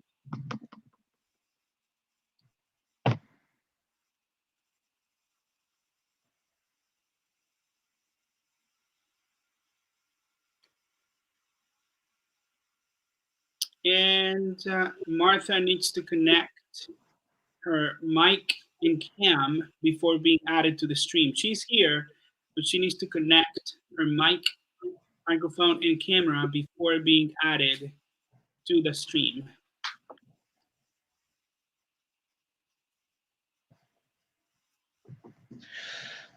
In the meantime, do we have any questions out there? Let's go to the audience. Let's see.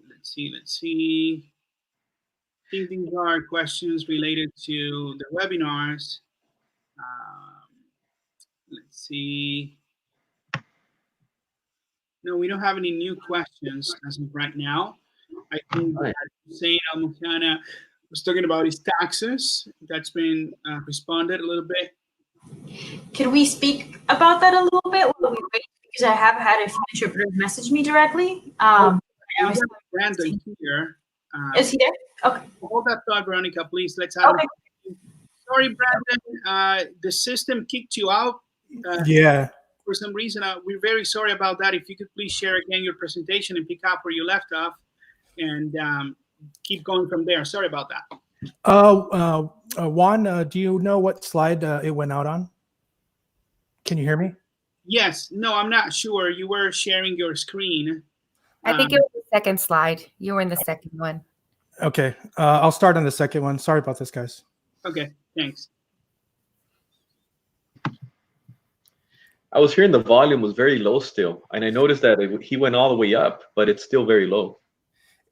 Yeah, I think the recording, I probably recorded it too soft, and just personally, myself, I'm kind of a low speaker, so hopefully you can turn your volume up to the max, because I have it maxed now. Okay. Yeah, that's exactly what I was going to say. I turned mine up to the max, even though his was up to the max and we couldn't hear, and I could hear it just fine. Oh, great. Awesome. Okay.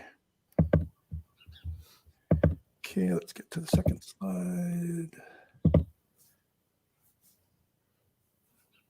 Sound Outreach was established in 1996. We're going to need you to share your screen. To bridge a gap in access to outreach services. Okay, I thought I was. Okay, it says it's sharing. Do you see my screen or no? No, you have to turn on your camera first and then hit share screen. Yeah, my camera's on and everything. Oh. Okay, let me see. Yeah, because I'm going to try and stop sharing and try and reshare because it says I'm sharing and it's not. So. Okay. Okay.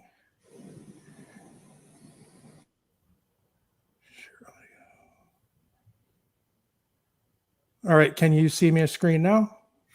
Not yet. Oh my God. All right, let's try it another time and see. And then if not, maybe I can just, you guys have access to the PowerPoint and you can look at it at some other time. And then maybe if you want to ask me questions, you can ask questions. So Yeah, I don't really, Yeah, we might be able to email it too. If people want to write down their emails, I can start jotting them down and then I will share your presentation with them if you're okay with that. Yeah, that'd be great. Okay, thank you. Yeah, so I'll just give a brief overview of what's covered in the presentation really fast. Basically, Sound Outreach is a nonprofit located in Tacoma, and we started and we served clients that were in emergency need. They needed housing assistance, they needed utility assistance, but early in the 2000s, we made it so that we focused more on the clients who were emerging out of emergency situations. And then not only those clients, but also some clients that technically were in a stable situation with their income and expenses and things, but probably they might be, let's say, a car accident or a medical hardship or another financial hardship. They're one bad unexpected event from being in a tenuous situation. So that's primarily who we focus in on. As far as our locations, our main location is on the Hilltop at 1106 MLK Junior Way. And then we have financial counselors there. We have Sheba counselor. There's a Vita site. We do employment counseling. We do have a small business incubator. That's something that maybe we're trying to get in contact with Leanna, because maybe that other financial counselor might come and present with you guys in the future. But just some of the things, that tip sheet I was talking about, it comes down to, like a lot of things, your credit scores, 350 to 850, something that it's real simple for a lot of I tell my clients to remember as far as their credit cards go. It's keep it low and pay as you go. As far as the creditors and the credit bureaus are concerned, as far as your credit cards, if you're able to keep your balance below 30%, then they look at that positively, and that has a positive effect on your credit score.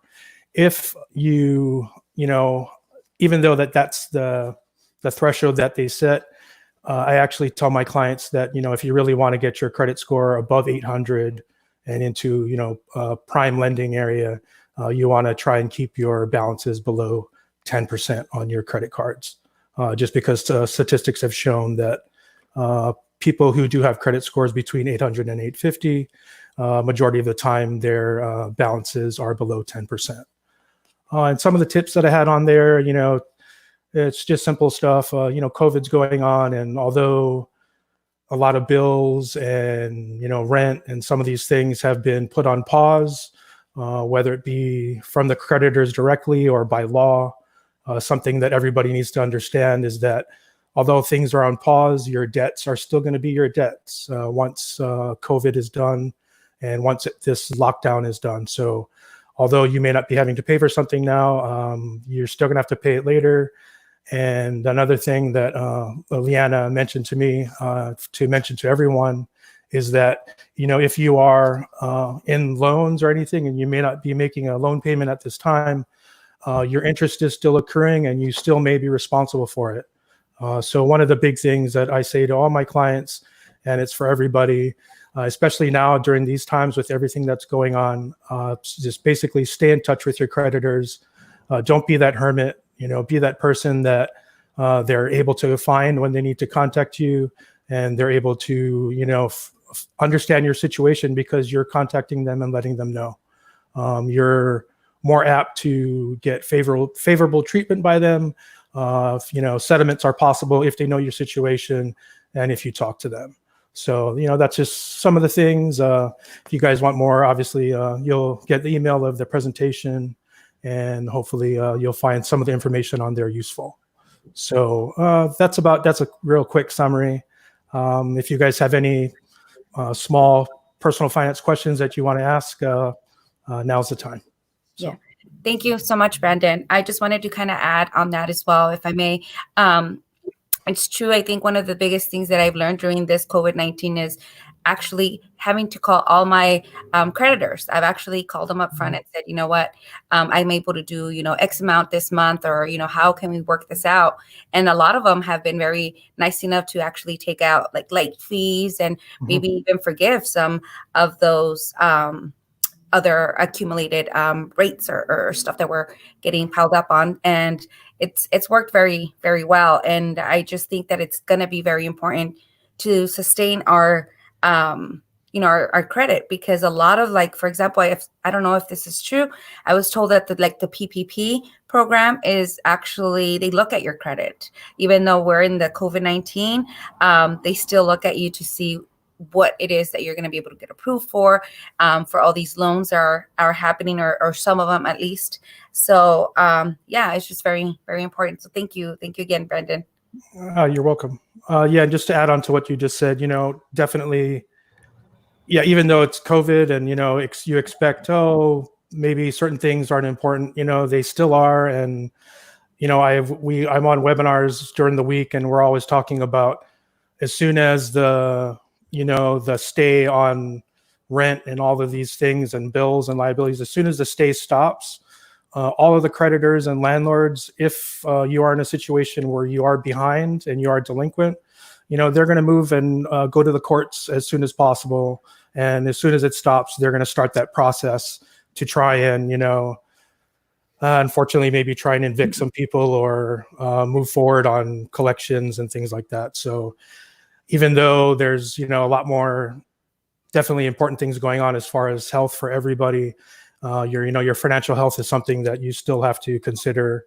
And, like the earlier presenter was talking about, your personal health for you and your family, and your sanity and your mental health is super important.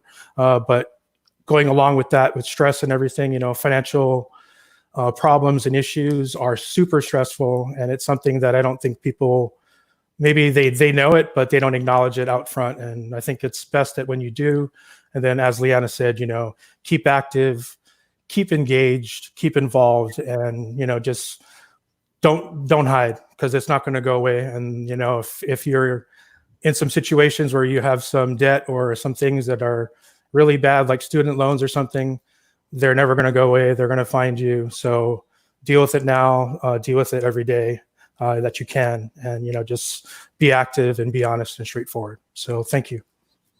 Thank you. One more thing before we go on, I did want to mention that I know a lot of people probably don't know this, but if you're not currently working, you're not actually using your vehicle, and you're not probably going to use it within the next 30 days, there is some program, I think, called like Standby that you can call your insurance company, and you will be charged only a very low fee for your card in the mat, just in case it were to get hit or scratched while it was parked.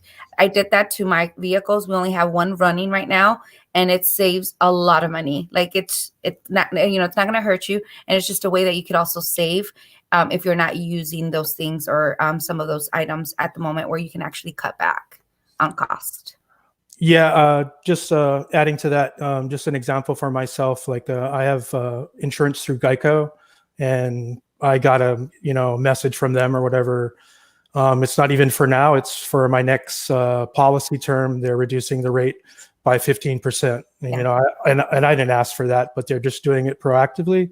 So that's something that if your insurance company hasn't done it for you already, like Leanna says, give them a call and ask, because it's not going to hurt you. So yeah, that's my car insurance company right now too. It's Geico, and I actually called. They lowered my rate by more than half because I had Hold 3 on. vehicles on there. So now we only have 1. And they also, on top of that, gave me a 15 to 20% off discount. And you can call at any moment. Just they will tell you, make sure that you don't drive at least 30 days.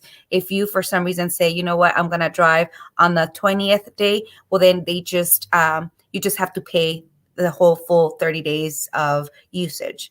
But if you go, you can go as far as you need. I mean, this is my 2nd month going without paying insurance, full insurance for my vehicle. So it really does make a difference, at least for me. Right on. Yeah. Anything else, Juan, or anybody else? Yeah, I got a quick question. Go ahead, Juan. No, go ahead. Well, my question is a little complicated, and it's kind of new, so I'm not sure if there's any response to it, but I'll throw it out there anyway. So let's suppose that we get one of these payroll protection funds, or any kind of SBA loan right now that is meant to cover our business expenses. Let's pretend we get some of this support that the government is giving out. Will we still be able to consider report losses? I mean, even though we've reported this income, is this money that we're receiving within the loan to cover our business expenses? Will it still be considered like income, or how do you think that's going to pan out at the end of the year?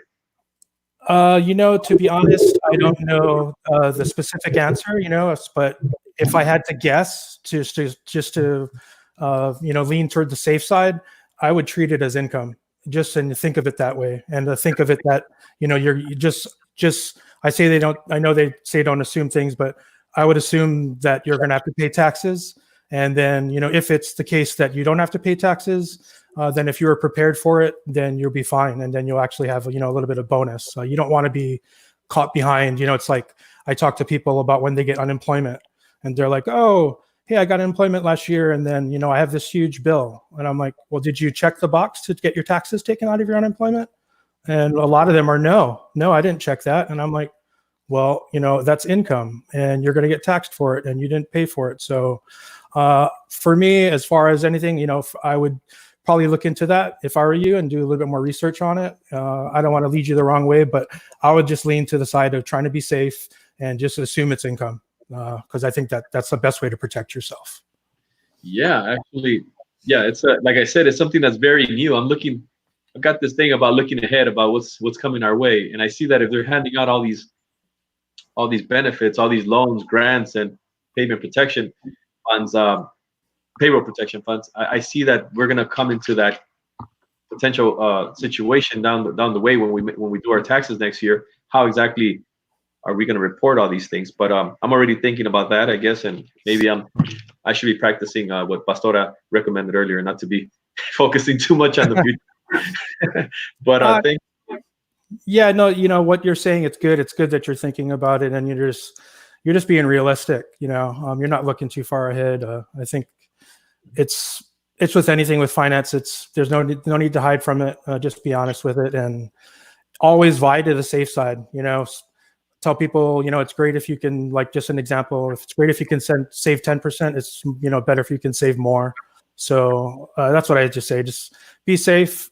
Any kind of income you get, especially from the government, nothing's free. And especially with the way that things are nowadays, the government, it's kind of hard. You can't even really expect help in all kinds of different ways. So I just kind of assume for myself, the way I treat it, like I was thinking about, I got my stimulus check, but I'm going to have to pay taxes on that. And that's something that, I'm not going to forget. So. Yeah. Thank you. Thank you again for that. Juan, how much time do we have? Because I really think that the CPA's presence is very important. I think that basically today's podcast was revolved around him. And I think that while we have him here, we'd like to take advantage of him. Definitely. We'll have 5 more minutes to officially end it, but we always hang out a little longer, about 10 to 15 minutes longer, just to engage with the audience. So, Brandon, the time is yours. You have 5 more minutes. Okay, great. Awesome. Look, I just shared this screenshot with everyone on the WhatsApp group. And if you, Liana, if you can share it with the gentleman here, about Brandon, right? Yeah, Brandon. Yeah, sorry about that. Yeah, if you can share it with Brandon, it's something that that I'm looking into, of course. 2 weeks ago, during our last podcast, I was saying that the funds for the SBA loans had ran out. The $300-something billion had already exhausted themselves in the first couple of weeks, and that further funds were going to be granted out through approval of Congress. So I think that happened about another what was it, about a week ago, that they approved another like almost $400-something billion for more SBA loans. And having said that, there's a couple of plans right now in the pipeline. One is through a Democrat, one is through a Republican. The Democrat is Chuck Schumer, and he's the Senate minority leader, I think it is. And then you got Mitt Romney, which is a senator, a Republican senator. And if you could see the screenshot, this is basically what's going on now. And it's a hell of an idea. They're both really similar, but they're both great plans, except that only one of those really benefits us. And the one that benefits self-employed people here, and that I would really like Brandon maybe to take with him this if he hasn't heard of it already, because it's very new. Basically, only one applies to us, and it's Chuck Schumer's, and they're thinking about giving essential workers a $13 raise in addition to what they're making under Chuck Schumer's plan, and they're thinking about giving a $12 raise under Mitt Romney's plan. However, if you see the different breakdowns of these two plans, they're similar in some ways, but they vary in other details. For example, I mentioned the amount of raise that they're trying to provide. Also, there's different caps for them. For example, under Schumer's, you got $25K tops for the year that they can give you, $25,000 if you make less than $200,000 a year. Yes, go ahead. Do you want me to share it? Yeah, you can share it. If you can share it, it'd be great. Keep talking. I'll try to get it on. Cool. So as I was saying over here in the cap, they're trying to give you with Chuck Schumer, $25,000 a year if you make less than $200K a year, and then $5K in a raise if you make above $200,000 in a year. In comparison to Mitt Romney's, it says it's a maximum subsidy of $1,440 per employee per month, and no further subsidy once employees' annualized income hits $90,000. There's different ways also of applying this benefit or stimulus. One, Chuck Schumer's way is through a direct funding to the employer, and then the other one is probably is more appreciated by CPAs, which is a payroll tax credit through Mitt Romney's, because it's simpler, right? If I'm not mistaken, if you just get a payroll tax credit, it's like you don't have to do much. You get the credit. But when you're talking about direct funding to the employer, that's when you get into some kind of complicated mess. But unfortunately, that's what benefits the self-employed independent contractor, because the other one doesn't mention that independent contractors would even benefit from this. So that is the main differences. The other is that minimum hours that you would have to work under Schumer's plan, you don't have a minimum hours. In the other plan, you must work at least 100 hours per month to qualify. Working conditions, of course, you would have to be on the front line, basically, on the Schumer's plan, facing public, etc. Receptionists, nurses, people that basically are out there still working at the pharmacy, etc. And they all have different criteria. But in the end, I think this is something worth mentioning, because you're gonna hear more about this. And this kind of it's similar to what we had planned a couple of weeks ago, as far as making a petition to extend the stimulus in itself. Ourselves, we were thinking about making a petition already, looking ahead, as we always do. But it seems like these senators out of Utah, and I forgot where Schumer's from, but they were already on this, and I hope that people out there can support Schumer's in this case, so that we independent contractors can receive this raise. We've been risking our lives out there as more than anyone else. We choose to do that, but this goes hand in hand with our vision, I think. Yeah, I'm glad that you brought that stuff forward because I hadn't really heard about it. I did hear about the possibility of, there's a new, I guess the second level of SBAs coming out. I think it was right around what you're saying. I think the number that I remembered was 380 billion. But what I heard about that was, that it's trickling out. It's not something, with the way that, I don't know, I guess the organization and things are with the government. The flow to the second tranche of SBAs is really slow. And, even when you talk about the first one, you hear about, places like, the Lakers returning the money that they applied for and all these huge businesses that originally it was never intended for them. It's kind of amazing. Why did these businesses, why did they apply in the first place when they have billions of dollars and aren't anywhere near having issues? And secondly, why were they allowed to apply when the money was not meant for them at all? So it just kind of shows, the dysfunction that goes on in the government at this time. And it's really sad because, we do have people in Congress who do care about the country, but, as things are, as we're talking about all of this, I'm like, what's the chances of even things getting passed? I don't even know.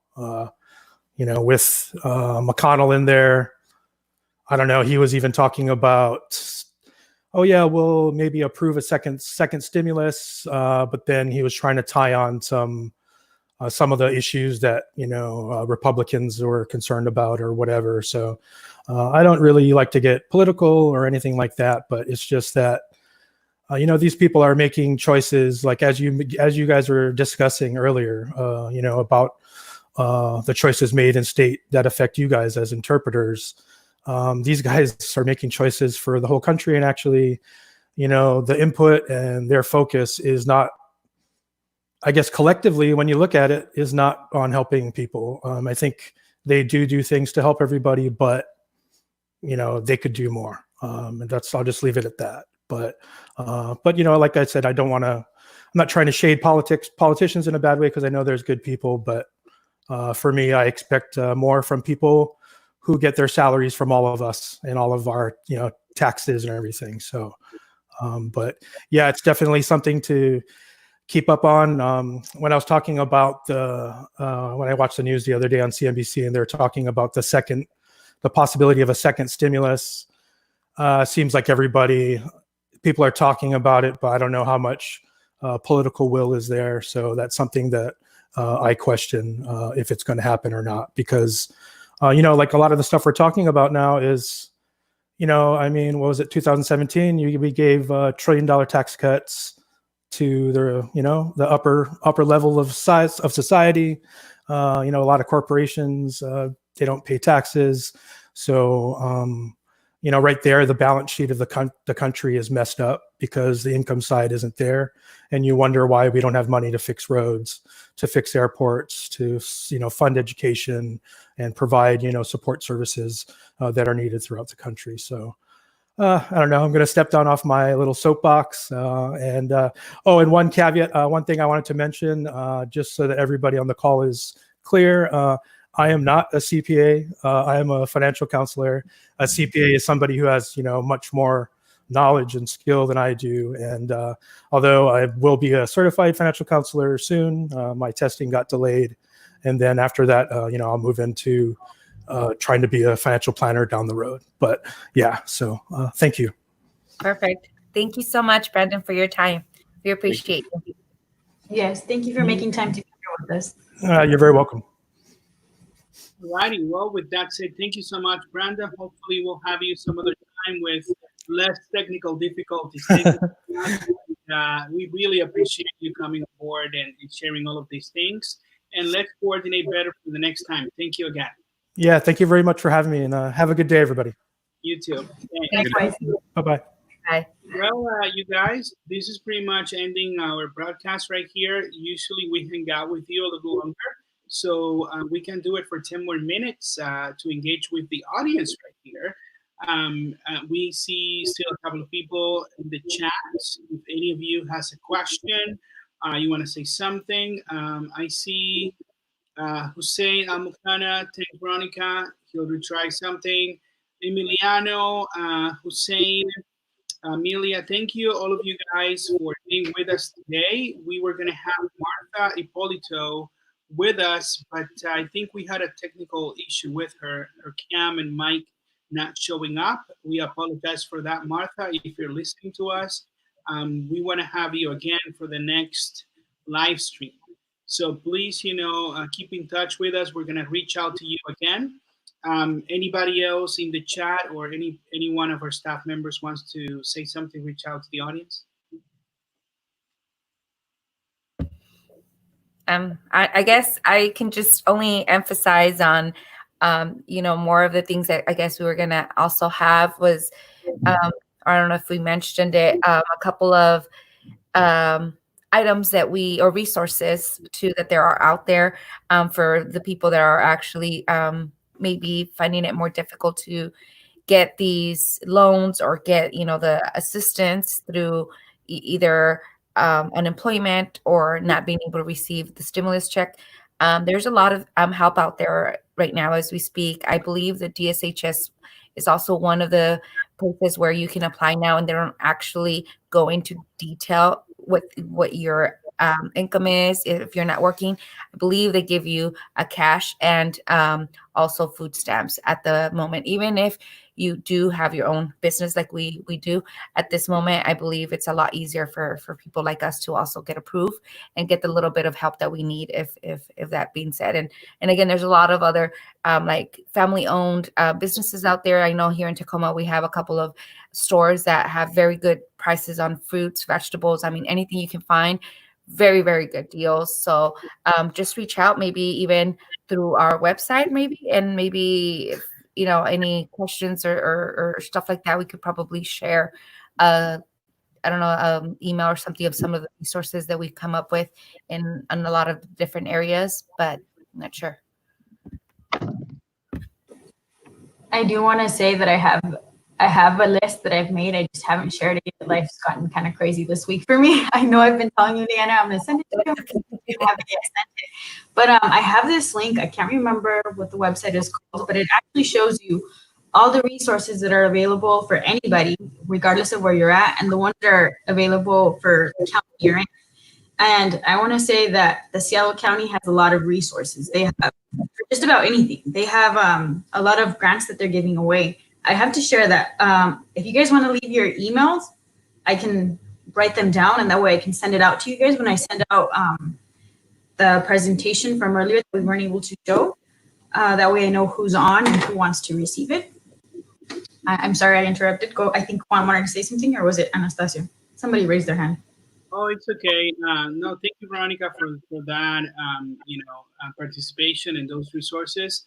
I am about to share our card. If you guys can see it through the chat, there is a link there. I'm showing it right now. It's in the chat, and it's a link for our card.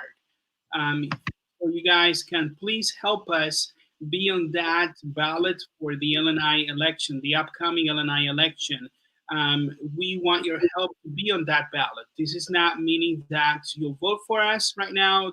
This doesn't make you a union member, paying dues or anything like that. It's just helping us to be on the ballot for when we're going to receive those ballots in the mail. You actually choose the union of your liking. Anastasia, if you want to add a little bit to it, please. Yeah, that's what I was talking about there. So I want everybody to look at that card if they can right now. We talked about everything. We spent about 2 hours giving you resources and trying to help you. And with a mental health counselor, we try to give you, all kinds of help today. Hopefully some of this stuff is useful, and if not all of it. We had a lot of fun, I think. We will continue to look for new ways and new, strategies to continue helping our fellow interpreters. But I want everybody to take their time now, since we left this all the way to the end. So you see where our priorities are. Our priorities are with you. We leave ourselves for the end, and we almost forget to tell you. So we have our card, and if you have it in front of you, for those of you that haven't signed it, I want you to see what it says. Get to know the card. if you see at the very top, you see Washington Interpreters on it. That's our logo, big old sun. And next to it, you see Labor and Industries Interpreters. Underneath that heading or title, you see protecting your pay and mileage. You know, people kind of like haven't taken a look at this card, I think, and they don't understand that maybe the rate of pay and the mileage reimbursement that is awarded for covering labor and industries jobs might come under some a threat, basically, is in the future. So we've spoken to L&I. They said they don't plan on making any changes this year. But there's other labor organizations who believe that we don't need this benefit, this mileage reimbursement. There's other labor organizations out there that are content, are okay with reducing the amount of pay. A union that looks out for you shouldn't be okay with reducing your pay or getting rid of your mileage reimbursement. It's on the contrary. A union should look out for you. Should look out for increasing your pay. Having bargained before with other labor organizations, I fought to increase the rate of pay for the ACA contract. Our movement would do that and more. We would always want to fight for what we already have or defend it, and help get more pay and keep your mileage reimbursement. I want everybody to look at that. Underneath those two things is defending true independence for all interpreters. So what does that mean? What does that even look like? Defending independence. Well, Juan is going to prepare a video soon, bringing a lot of these issues together. And part of those items that we'll be talking about in that video, I think, is how much have we as interpreters been affected during this pandemic? How much money and jobs have we lost, or how well have we done? So we're going to go into that in the next video. We're going to show how much we made in the last 2 weeks. We're not bragging. We're not boasting in any way. We just want to put it out there that by the proper leadership, by taking the proper measures, contacting the right organizations, agencies, advocating, we've turned this negative situation into something positive. So I really want people to take a good look at this card. And I want them to, when they see this card, I want you to think that the people behind this movement are doing not just everything they can, but everything they can think of, and will continue to do everything they can think of to protect that, to protect what you are already making, to protect what you already have, and to build on that, to add on that, to give you more. And this is why we plan on making the next video, to show who we are, how we work, and because we're transparent, we have nothing to hide. So we want to keep that. We want you to keep that. We don't want to allow other organizations who think less of you or of us or our work to decide for you. That this is why we did everything we did today. We did all these petitions. We contacted all these agencies. We told them that there's exceptions. We made them aware that we could still go to work if we wanted to. This is what we're doing, and we will continue to do that for you. That's what I wanted to say in regards to this. Please sign this card, fill it out. As our colleagues have put it, it's not a vote. It's not a subscription. It's not a membership. We don't take money. We don't take money. Okay? This is nothing to do with money. This is only your support so that we can be on a ballot, so that we can appear as an option for you. Please make us an option for you. Thank you.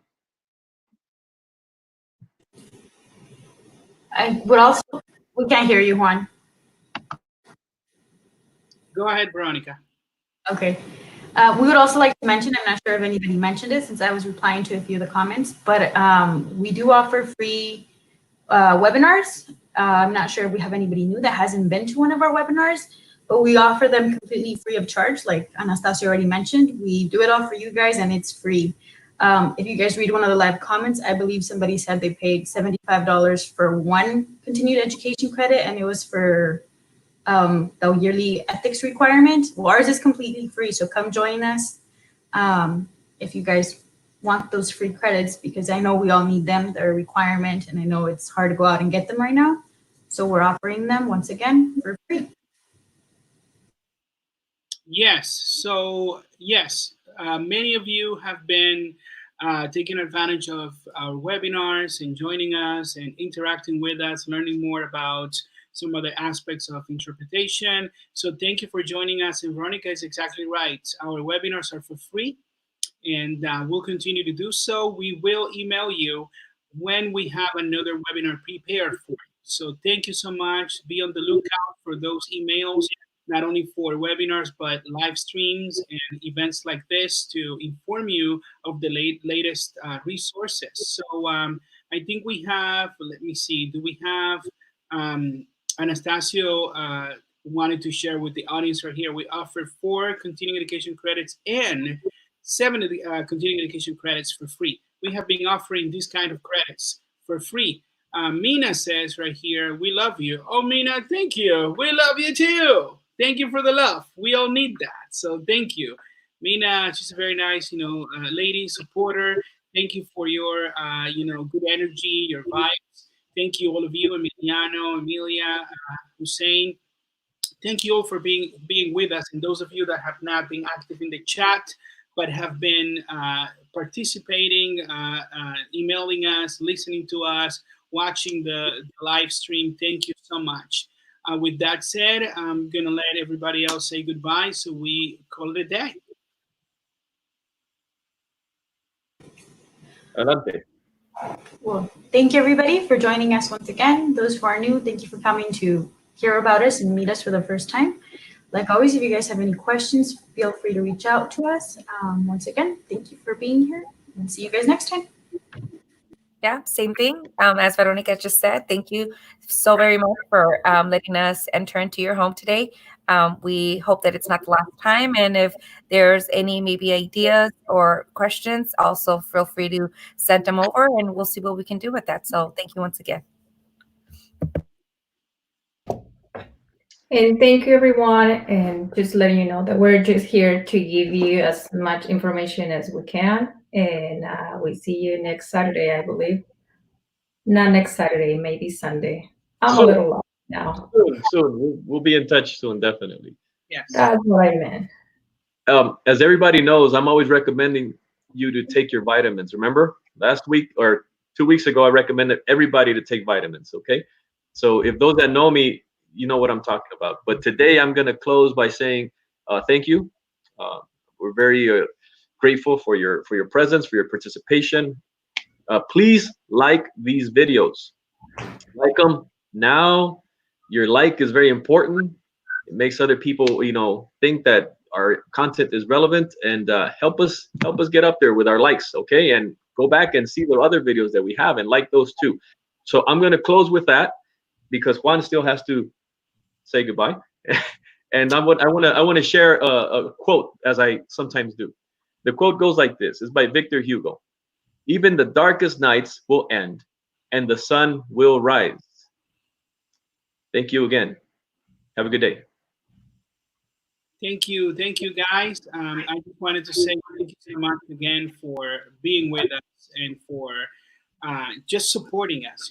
This is so important. I know it's a Sunday. I know that even though we are at home, many of us, we have family, we have things to do, and some other things that you may have been, planning throughout the week, do it on Sundays, and you'd rather do something else. But the fact that you stuck with us for 2 hours, that you want to get informed, but also see what we got to offer, see what we have for you, interact, engage with us.